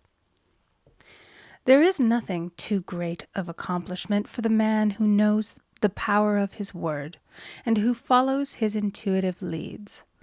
By the word he starts in action unseen forces, and can rebuild his body or remold his affairs. It is, therefore, of the utmost importance to choose the right words, and the student carefully selects the affirmation he wishes to catapult into the invisible.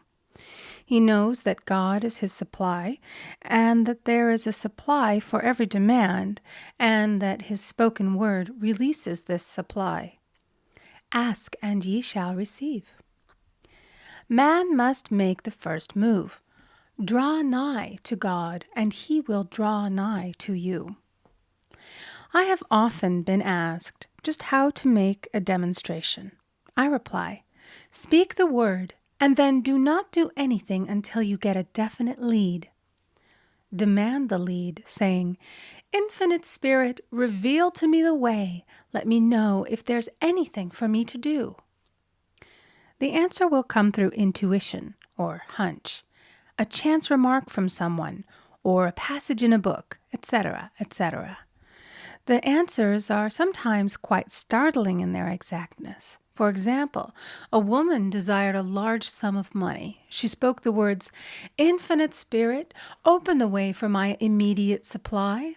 Let all that is mine by divine right now reach me in great avalanches of abundance. Then she added, Give me a definite lead. Let me know if there is anything for me to do. The thought came quickly. Give a certain friend, who had helped her spiritually, $100. She told her friend, who said, Wait and get another lead before giving it. So she waited, and that day met a woman who said to her, I gave someone $1 today. It was just as much for me as it would be for you to give someone 100. This was indeed an unmistakable lead, so she knew she was right in giving the $100. It was a gift which proved a great investment, for shortly after that, a large sum of money came to her in a remarkable way. Giving opens the way for receiving. In order to create activity in finances, one should give. Tithing, or giving 1/10 of one's income, is an old Jewish custom and is sure to bring increase. Many of the richest men in the country have been tithers and have never known it to fail as an investment. The 10th part goes forth and returns blessed and multiplied, but the gift or tithe must be given with love and cheerfulness, for God loveth a cheerful giver. Bills should be paid cheerfully. All money should be sent forth fearlessly and with a blessing. This attitude of mind makes man master of money. It is his to obey, and his spoken word then opens vast reservoirs of wealth. Man himself limits his supply by his limited vision. Sometimes the student has a great realization of wealth, but is afraid to act. The vision and action must go hand in hand, as in the case of the man who bought the fur-lined overcoat. A woman came to me asking me to speak the word for a position. So I demanded, Infinite Spirit, open the way for this woman's right position. Never ask for just a position. Ask for the right position, the place already planned in divine mind, as it is the only one that will give satisfaction. I then gave thanks that she had already received, and that it would manifest quickly. Very soon she had 3 positions offered her, 2 in New York and 1 in Palm Beach, and she did not know which one to choose. I said, ask for a definite lead. The time was almost up and was still undecided when one day she telephoned. When I woke up this morning, I could smell Palm Beach. She had been there before and knew its balmy fragrance. I replied, "Well, if you can smell Palm Beach from here, it's certainly your lead." She accepted the position, and it proved a great success. Often one's lead comes at an unexpected time. One day, I was walking down the street when suddenly I felt a strong urge to go to a certain bakery a block or two away. The reasoning mind resisted, arguing, "There's nothing there that you want." However, I had learned not to reason, so I went to the bakery, looked at everything, and there was certainly nothing there that I wanted. But coming out, I encountered a woman I had thought of often and who was in great need of the help which I could give her. So often, one goes for one thing and finds another. Intuition is a spiritual faculty and does not explain, but simply points the way. A person often receives a lead during a treatment. The idea that comes may seem quite irrelevant, but some of God's leadings are mysterious. In the class one day, I was treating that each individual would receive a definite lead. A woman came to me afterwards and said, "While you were treating, I got the hunch to take my furniture out of storage and get an apartment." The woman had come to be treated for health. I told her I knew in getting a home of her own, her health would improve. And I added, "I believe your trouble, which is a congestion, has come from having things stored away. Congestion of things causes congestion in the body. You have violated the law of use, and your body is paying the penalty." So I gave thanks that divine order was established in her mind, body, and affairs. People little dream of how their affairs react on the body. There is a mental correspondence for every disease. A person might receive instantaneous healing through the realization of his body being a perfect idea in divine mind, and therefore whole and perfect, but if he continues his destructive thinking, hoarding, hating, fearing, condemning, the disease will return. Jesus Christ knew that all sickness came from sin, but admonished the leper after the healing to go and sin no more, lest a worse thing come upon him. So man's soul, or subconscious mind, must be washed whiter than snow for permanent healing. And the metaphysician is always delving deep for the correspondence. Jesus Christ said, "Condemn not, lest ye also be condemned. Judge not, lest ye be judged." Many people have attracted disease and unhappiness through the condemnation of others. What man condemns in others, he attracts to himself. For example, a friend came to me in anger and distress because her husband had deserted her for another woman. She condemned the other woman and said continually, "She knew he was a married man. She had no right to accept his attentions." I replied, "Stop condemning the woman. Bless her and be through with the situation. Otherwise, you are attracting the same thing to yourself." She was deaf to my words, and a year or two later became deeply interested in a married man herself. Man picks up a live wire whenever he criticizes or condemns and may expect a shock.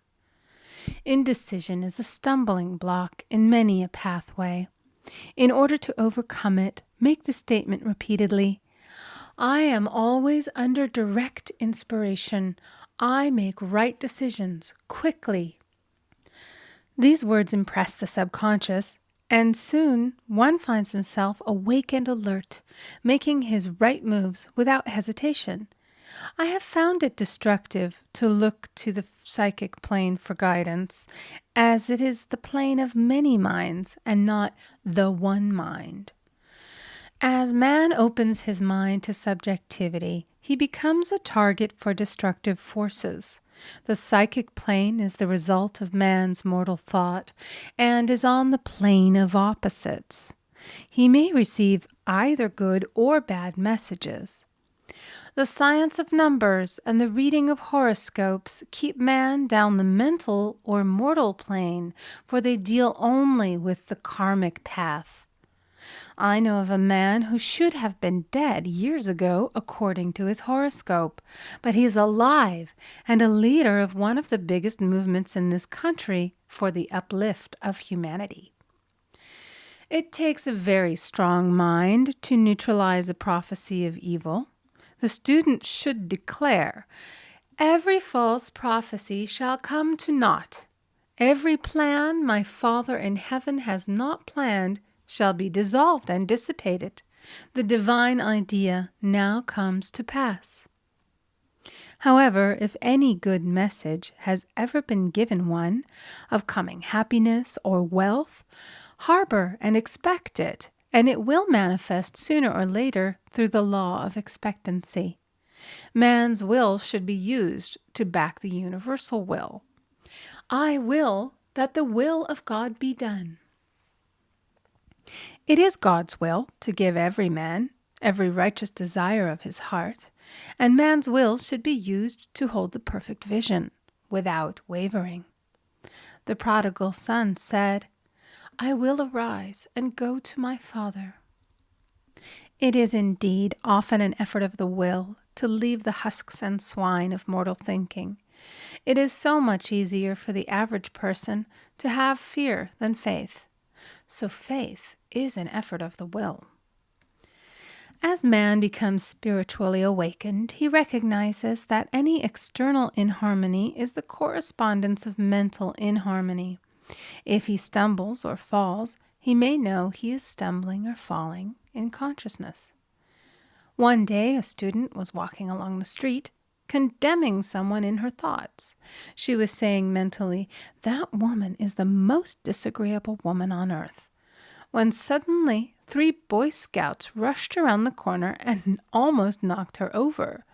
She did not condemn the Boy Scouts, but immediately called on the law of forgiveness and saluted the divinity in the woman. Wisdom's ways are ways of pleasantness, and all her paths are peace. When one has made his demands upon the universal, he must be ready for surprises. Everything may seem to be going wrong, when in reality it is going right. For example, a woman was told that there was no loss in divine mind. Therefore, she could not lose anything which belonged to her. Anything lost would be returned, or she would receive its equivalent. Several years previously, she had lost $2,000. She had loaned the money to a relative during her lifetime, but the relative had died, leaving no mention of it in her will. The woman was resentful and angry, and as she had no written statement of the transaction, she never received the money, so she determined to deny the loss and collect the $2,000 from the Bank of the Universal. She had to begin by forgiving the woman, as resentment and unforgiveness closed the door of this wonderful bank. She made this statement, "I deny loss. There is no loss in divine mind. Therefore, I cannot lose the $2,000 which belong to me by divine right. As one door shuts, another opens." She was living in an apartment house which was for sale, and in the lease was a clause stating that if the house was sold, the tenants would be required to move out within 90 days. Suddenly, the landlord broke the leases and raised the rent. Again, injustice was on her pathway, but this time she was undisturbed. She blessed the landlord and said, "As the rent has been raised, it means that I'll be that much richer, for God is my supply." The new leases were made out for the advanced rent, but by some divine mistake, the 90-day clause had been forgotten. Soon after, the landlord had an opportunity to sell the house. On account of the mistake in the new leases, the tenants held possession for another year. The agent offered each tenant $200 if he would vacate. Several families moved. 3 remained, including the woman. A month or 2 passed, and the agent again appeared. This time he said to the woman, "Will you break your lease for the sum of $1,500? It flashed upon her, here comes the $2,000. She remembered having said to friends in the house, "We will all act together if anything more is said about leaving." So her lead was to consult her friends. These friends said, "Well, if they have offered you $1,500, they will certainly give $2,000. So she received a check for $2,000 for giving up the apartment. It was certainly a remarkable working of the law, and the apparent injustice was merely an opening for the way for her demonstration. It proved that there is no loss, and when man takes his spiritual stand, he collects all that is his from this great reservoir of good. I will restore to you the years the locusts have eaten. The locusts are the doubts, fears, resentments, and regrets of mortal thinking. These adverse thoughts alone rob man, for no man gives to himself but himself, and no man takes away from himself but himself. Man is here to prove God and to bear witness to the truth. And he can only prove God by bringing plenty out of lack and justice out of injustice. Prove me now herewith, saith the Lord of hosts, if I will not open you the windows of heaven and pour out a blessing, that there shall be not room enough to receive it. End of chapter 8. Recording by Amy Conger. Game of Life and How to Play It by Florence Scovel Shinn. Chapter 9, Perfect Self-Expression, or the Divine Design. No wind can drive my bark astray, nor change the tide of destiny. There is for each man perfect self-expression. There is a place which he is to fill, and no one else can fill, something which he is to do, which no one else can do. It is his destiny. This achievement is held, a perfect idea in divine mind, awaiting man's recognition. As the imaging faculty is the creative faculty, it is necessary for man to see the idea before it can manifest. So man's highest demand is for the divine design of his life. He may not have the faintest conception of what it is, for there is possibly some marvelous talent hidden deep within him. His demand should be, Infinite Spirit, open the way for the divine design of my life to manifest. Let the genius within me now be released. Let me see clearly the perfect plan. The perfect plan includes health, wealth, love, and perfect self-expression. This is the square of life, which brings perfect happiness. When one has made this demand, he may find great changes taking place in his life, for nearly every man has wandered far from the divine design. I know in one woman's case it was as though a cyclone had struck her affairs, but readjustments came quickly, and new and wonderful conditions took the place of old ones. Perfect self-expression will never be labor, but of such absorbing interest that it will seem almost like play. The student knows also, as man comes into the world financed by God, the supply needed for his perfect self-expression will be at hand. Many a genius has struggled for years with the problem of supply, when his spoken word and faith would have released quickly the necessary funds. For example, after the class one day, a man came to me and handed me a cent. He said, I have just 7 cents in the world, and I'm going to give you 1, for I have faith in the power of your spoken word. I want you to speak the word for my perfect self-expression and prosperity. I spoke the word and did not see him again until a year later. He came in one day, successful and happy, with a roll of yellow bills in a pocket. He said, "Immediately after you spoke the word, I had a position offered me in a distant city, and am now demonstrating health, happiness, and supply." A woman's self-expression may be in becoming a perfect wife, a perfect mother, a perfect homemaker, and not necessarily in having a public career. Demand definite leads, and the way will be made easy and successful. One should not visualize or force a mental picture. When he demands the divine design to come into his conscious mind, he will receive flashes of inspiration and begin to see himself making some great accomplishment. This is the picture or idea he must hold without wavering. The thing man seeks is seeking him. The telephone was seeking Bell. Parents should never force careers and professions upon their children. With a knowledge of spiritual truth, the divine plan could be spoken for early in childhood or prenatally. A prenatal treatment should be, let the God in this child have perfect self-expression. Let the divine design of his mind, body, and affairs be made manifest throughout his life, throughout eternity. God's will be done, not man's. God's pattern, not man's pattern, is the command we find running through all the scriptures, and the Bible is a book dealing with the science of the mind. It is a book telling man how to release his soul or subconscious mind from bondage. The battles described are pictures of man waging war against mortal thoughts.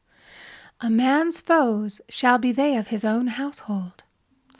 Every man is Jehoshaphat, and every man is David, who slays Goliath, mortal thinking, with the little white stone, faith. So man must be careful that he is not the wicked and slothful servant who buried his talent. There is a terrible penalty to be paid for not using one's ability. Often, fear stands between man and his perfect self-expression. Stage fright has hampered many a genius. This may be overcome by the spoken word or treatment. The individual then loses all self-consciousness and feels simply that he is a channel for infinite intelligence to express itself through. He is under direct inspiration, fearless and confident, for he feels that it is the Father within who does the work. A young boy came often to my class with his mother. He asked me to speak the word for his coming examinations at school. I told him to make the statement, "I am one with infinite intelligence. I know everything I should know on this subject." He had an excellent knowledge of history, but was not sure of his arithmetic. I saw him afterwards, and he said, "I spoke the word for my arithmetic and passed with the highest honors, but I thought I could depend upon myself for history and got a very poor mark." Man often receives a setback when he is too sure of himself, which means he is trusting to his personality and not the Father within. Another of my students gave me an example of this. She took an extended trip abroad one summer, visiting many countries where she was ignorant of the languages. She was calling for guidance and protection every minute, and her affairs went smoothly and miraculously. Her luggage was never delayed nor lost.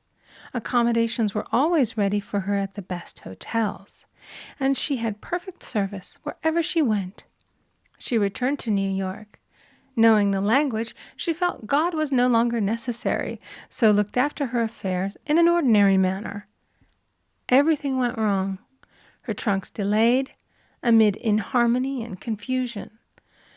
The student must form the habit of practicing the presence of God every minute. In all thy ways acknowledge him. Nothing is too small or too great. Sometimes an insignificant incident may be the turning point in a man's life. Robert Fulton, watching some boiling water simmering in a tea kettle, saw a steamboat. I have seen a student often keep back his demonstration through resistance or pointing the way. He pins his faith to one channel only and dictates just the way he desires the manifestation to come, which brings things to a standstill. My way, not your way, is the command of infinite intelligence. Like all power, be it steam or electricity, it must have a non-resistant engine or instrument to work through, and man is that engine or instrument. Over and over again, man is told to stand still.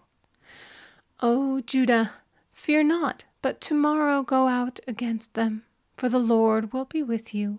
You shall not need to fight this battle. Set yourselves, stand ye still, and see the salvation of the Lord with you. We see this in the incidents of the $2,000 coming to the woman through the landlord when she became non-resistant and undisturbed, and the woman who won the man's love after all suffering had ceased. The student's goal is poise. Poise is power, for it gives God power a chance to rush through man, to will and to do its good pleasure. Poised, he thinks clearly and makes right decisions quickly. He never misses a trick. Anger blurs the visions, poisons the blood, is the root of many diseases, and causes wrong decision, leading to failure. It has been named one of the worst sins, as its reaction is so harmful. The student learns that in metaphysics, sin has a much broader meaning than in the old teaching. Whatsoever is not of faith is sin. He finds that fear and worry are deadly sins. They are inverted faith, and through distorted mental pictures bring to pass the thing he fears. His work is to drive out these enemies from the subconscious mind. When man is fearless, he is finished. Maeterlinck says that man is God afraid. So, as we read in the previous chapters, man can only vanquish fear by walking up to the thing he is afraid of. When Jehoshaphat and his army prepared to meet the enemy, singing, "Praise the Lord, for his mercy endureth forever," they found their enemies had destroyed each other, and there was nothing to fight. For example, a woman asked a friend to deliver a message to another friend. The woman feared to give the message, as the reasoning mind said, "Don't get mixed up in this affair. Don't give that message." She was troubled in spirit, for she had given her promise. At last she determined to walk up to the lion and call on the law of divine protection. She met the friend to whom she was to deliver the message. She opened her mouth to speak it when her friend said, "So-and-so has left town." This made it unnecessary to give the message, as the situation depended upon the person being in town. As she was willing to do it, she was not obliged to. As she did not fear, the situation vanished. The student often delays his demonstration through a belief in incompletion. He should make this statement: "In divine mind, there is only completion. Therefore, my demonstration is completed. My perfect word, my perfect home, my perfect health." Whatever he demands are perfect ideas registered in divine mind and must manifest under grace in a perfect way. He gives thanks he has already received on the invisible and makes active preparation for receiving on the visible. One of my students was in need of a financial demonstration. She came to me and asked why it was not completed. I replied, "Perhaps you are in the habit of leaving things unfinished, and the subconscious has gotten into the habit of not completing. As the without, so the within." She said, "You are right. I often begin things and never finish them. I'll go home and finish something I commenced weeks ago, and I know it will be symbolic of my demonstration." So she sewed assiduously, and the article was soon completed. Shortly thereafter, the money came in a most curious manner. Her husband was paid his salary twice that month. He told the people of their mistake, and they sent word to keep it. One man asks, believing he must receive, for God creates his own channels. I have been sometimes asked, suppose one has several talents. How is he to know which one to choose? Demand to be shown definitely. Say, Infinite Spirit, give me a definite lead. Reveal to me my perfect self-expression. Show which talent I am to make use of now. I have known people to suddenly enter a new line of work and be fully equipped with little to no training, so make the statement, I am fully equipped for the divine plan of my life, and be fearless in grasping opportunities. Some people are cheerful givers, but bad receivers. They refuse gifts through pride or some negative reason, thereby blocking their channels, and invariably find themselves eventually with little or nothing. For example, a woman who had given away a great deal of money had a gift offered her of several $1,000s. She refused to take it, saying she did not need it.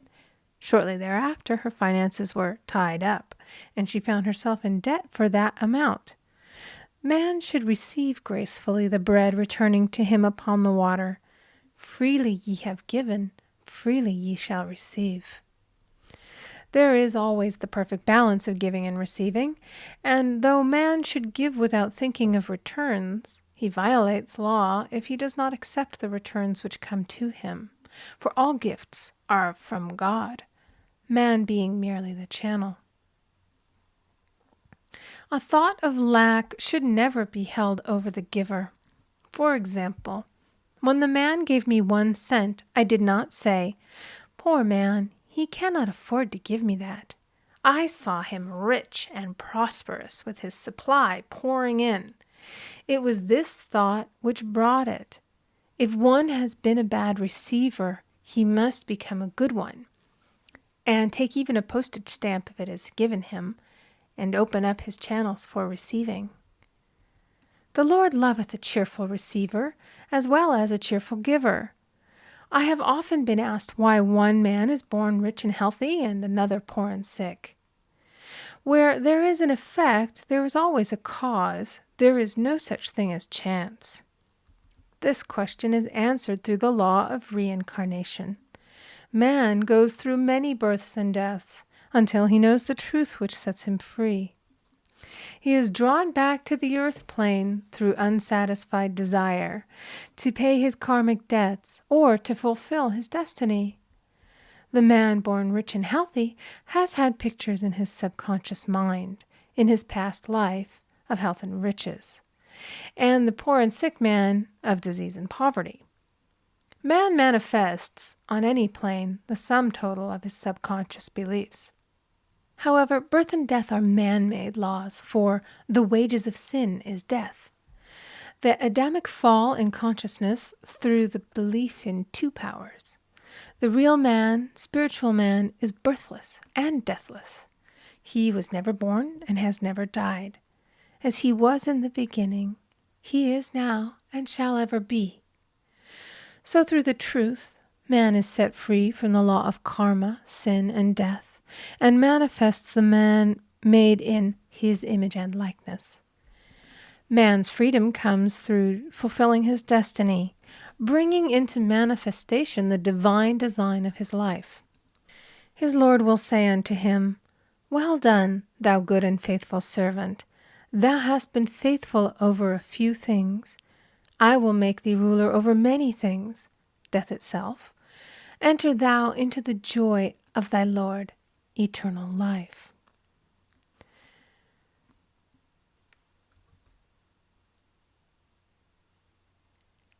End of Chapter 9. Recording by Amy Conger. Game of Life and How to Play It by Florence Scovel Shinn. Chapter 10. Denials and Affirmations.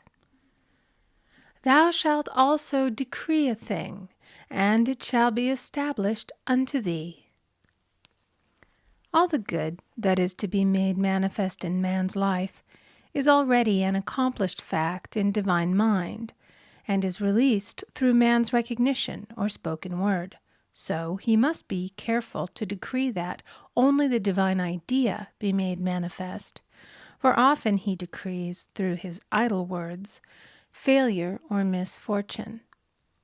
It is therefore of the utmost importance to word one's demands correctly, as stated in a previous chapter. If one desires a home, friend, position, or any other good thing, make the demand for the divine selection.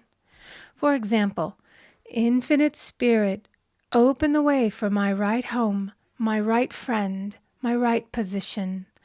I give thanks that it now manifests under grace in a perfect way. The latter part of this statement is most important. For example, I knew a woman who demanded $1,000. Her daughter was injured, and they received $1,000 indemnity, so it did not come in a perfect way. The demand should have been worded in this way: Infinite Spirit, I give thanks that the $1,000, which is mine by divine right, is now released and reaches me under grace in a perfect way. As one grows in a financial consciousness, he should demand that the enormous sums of money which are his by divine right reach him under grace in perfect ways. It is impossible for man to release more than he thinks is possible, for one is bound by the limited expectancies of the subconscious. He must enlarge his expectancies in order to receive in a larger way. Man so often limits himself in his demands. For example, a student made the demands for $600 by a certain date. He did receive it, but heard afterwards that he came very near receiving $1,000, but he was given just $600 as a result of his spoken word. They limited the Holy One of Israel. Wealth is a matter of consciousness. The French have a legend giving an example of this. A poor man was walking along a road when he met a traveler, who stopped him and said, "My good friend, I see that you are poor. Take this gold nugget, sell it, and you will be rich all your days." The man was overjoyed at his good fortune and took the nugget home. He immediately found work and became so prosperous that he did not sell the nugget. Years passed, and he became a very rich man. One day he met a poor man on the road. He stopped him and said, "My good friend, I will give you this gold nugget, which, if you sell, will make you rich for life." The mendicant took the nugget, had it valued, and found it was only brass. So we see, the first man became rich through feeling rich, thinking the nugget was gold. Every man has within him a gold nugget. It is his consciousness of gold, of opulence, which brings riches into his life. In making his demands, man begins at his journey's end. That is, he declares he has already received. "Before ye call, I shall answer." Continually affirming establishes the belief in the subconscious. It would not be necessary to make an affirmation more than once if one had perfect faith. One should not plead or supplicate, but give thanks repeatedly that he has received. The desert shall rejoice and blossom as the rose. This rejoicing, which is yet in the desert state of consciousness, opens the way for release. The Lord's Prayer is in the form of command and demand. Give us this day our daily bread, and forgive us our debts as we forgive our debtors. And ends in praise. For thine is the kingdom and the power and the glory forever. Amen. Concerning the works of my hands, command ye me. So prayer is command and demand, praise and thanksgiving. The student's work is in making himself believe that with God all things are possible. This is easy enough to state in the abstract, but a little more difficult when confronted with a problem. For example, it was necessary for a woman to demonstrate a large sum of money within a stated time. She knew she must do something to get a realization, for realization is manifestation, and she demanded a lead. She was walking through a department store when she saw a very beautiful pink enamel paper cutter. She felt the pull towards it. The thought came, I haven't a paper cutter good enough to open letters containing large checks. So she bought the paper cutter, which the reasoning mind would have called an extravagance. When she held it in her hand, she had a flash of a picture of herself opening an envelope containing a large check, and within a few weeks she received the money. The pink paper cutter was her bridge of active faith. Many stories are told of the power of the subconscious when directed in faith. For example, a man was spending the night in a farmhouse.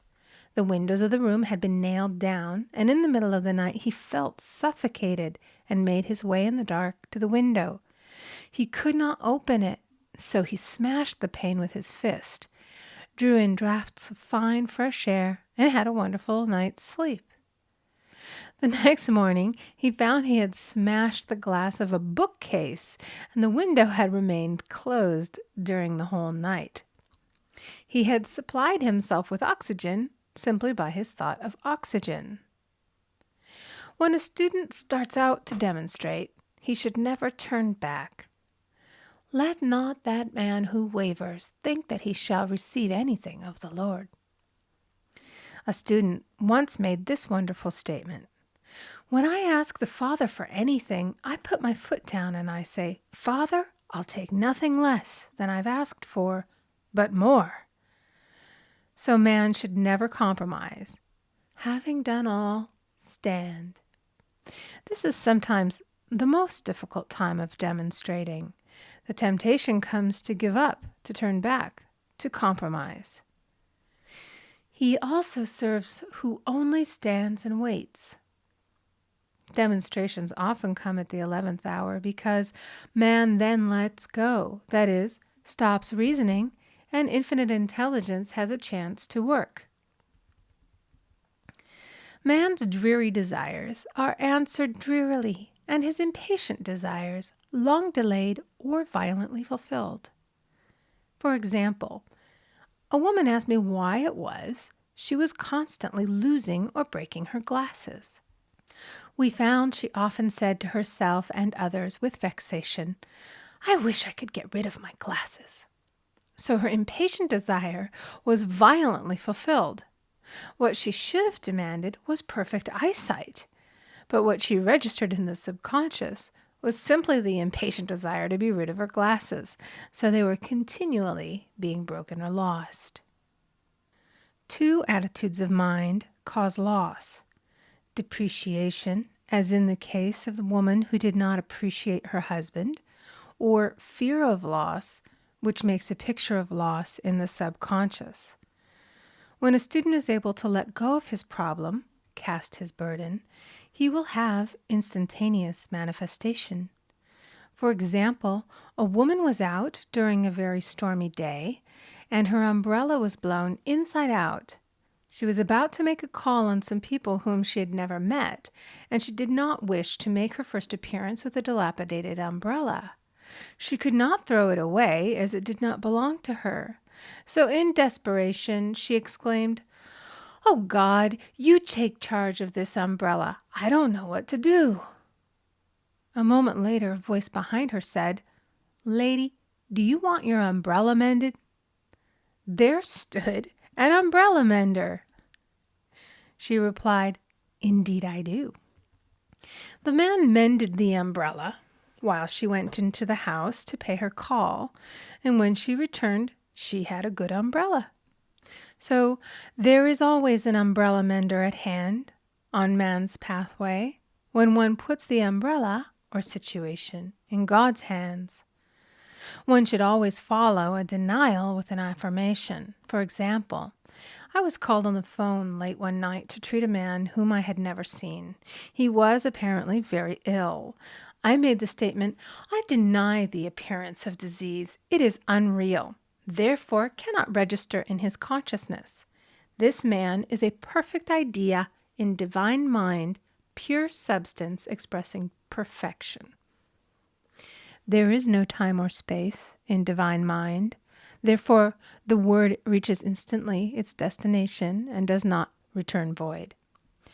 I have treated patients in Europe and have found that the result was instantaneous. I am asked so often the difference between visualizing and visioning. Visualizing is a mental process governed by the reasoning or conscious mind. Visioning is a spiritual process governed by intuition or the superconscious mind. The student should train his mind to receive these flashes of inspiration and work out the divine pictures through definite leads. When a man can say, I desire only that which God desires for me, his false desires fade from the consciousness, and a new set of blueprints is given him by the master architect, the God within. God's plan for each man transcends the limitation of the reasoning mind and is always the square of life, containing health, wealth, love, and perfect self-expression. Many a man is building for himself in imagination a bungalow when he should be building a palace. If a student tries to force a demonstration through the reasoning mind, he brings it to a standstill. I will hasten it, saith the Lord. He should act only through intuition or definite leads. Rest in the Lord and wait patiently. Trust also in him, and he will bring it to pass. I have seen the law work in the most astonishing manner. For example, a student stated that it was necessary for her to have $100 by the following day. It was a debt of vital importance which had to be met. I spoke the word, declaring spirit was never too late, and that the supply was at hand. That evening she phoned me of the miracle. She said that the thought came to her to go to her safety deposit box at the bank to examine some papers. She looked over the papers, and at the bottom of the box was a new $100 bill. She was astounded, and she said she knew she had never put it there, for she had gone through the papers many times. It may have been a materialization, as Jesus Christ materialized the loaves and fishes. Man will reach the stage where his word is made flesh, or materialized instantly. The fields, ripe with the harvest, will manifest immediately, as in all of the miracles of Jesus Christ. There is a tremendous power alone in the name Jesus Christ. It stands for truth made manifest. He said, Whatsoever ye ask the Father in my name, he will give it to you. The power of this name raises the student into the fourth dimension, where he is freed from all astral and psychic influences, and he becomes unconditioned and absolute, as God himself is unconditioned and absolute. I have seen many healings accomplished by using the words, in the name of Jesus Christ. Christ was both person and principle, and the Christ within each man is his Redeemer and salvation. The Christ within is his own fourth-dimensional self, the man made in God's image and likeness. This is the self which has never failed, never known sickness or sorrow, was never born, and has never died. It is the resurrection and the life of each man. No man cometh to the Father save by the Son, means that God, the universal, working on the place of the particular, becomes the Christ in man. And the Holy Ghost means God in action. So daily, man is manifesting the Trinity of the Father, Son, and Holy Ghost. Man should make an art of thinking. The master thinker is an artist and is careful to paint only the divine designs upon the canvas of his mind, and he paints these pictures with masterly strokes of power and decision, having perfect faith that there is no power to mar their perfection, and that they shall manifest in his life the ideal made real. All power is given man through right thinking to bring his heaven upon his earth, and this is the goal of the game of life. The simple rules are fearless faith, non-resistance, and love. May each reader be now freed from that thing which has held him in bondage through the ages, standing between him and his own, and know the truth which makes him free. Free to fulfill his destiny, to bring into manifestation the divine design of his life, health, wealth, love, and perfect self-expression. Be ye transformed by the renewing of your mind. End of chapter 10. Recording by Amy Conger. The Game of Life and How to Play It by Florence Scovel Shinn. Chapter 11. Denials and Affirmations. For prosperity. God is my unfailing supply, and large sums of money come to me quickly, under grace, in perfect ways. For right conditions. Every plan my Father in heaven has not planned shall be dissolved and dissipated, and the divine idea now comes to pass. For right conditions. Only that which is true of God is true of me, for I and the Father are one. For faith. As I am one with God, I am one with my good, for God is both the giver and the gift. I cannot separate the giver from the gift. For right conditions. Divine love now dissolves and dissipates every wrong condition in my mind, body, and affairs. Divine love is the most powerful chemical in the universe and dissolves everything which is not of itself. For health. Divine love fills my consciousness with health, and every cell in my body is filled with light. For the eyesight. My eyes are God's eyes. I see with the eyes of spirit. I see clearly the open way. There are no obstacles on my pathway. I see clearly the perfect plan. For guidance. I am divinely sensitive to my intuitive leads and give instant obedience to thy will. For the hearing. My ears are God's ears. I hear with the ears of spirit. I am non-resistant and am willing to be led. I hear glad tidings of great joy. For right work. I have a perfect work in a perfect way. I give a perfect service for perfect pay. For freedom from all bondage. I cast this burden on the Christ within, and I go free. End of chapter 11. Recording by Amy Conger. End of The Game of Life and How to Play It by Florence Scovel Shinn.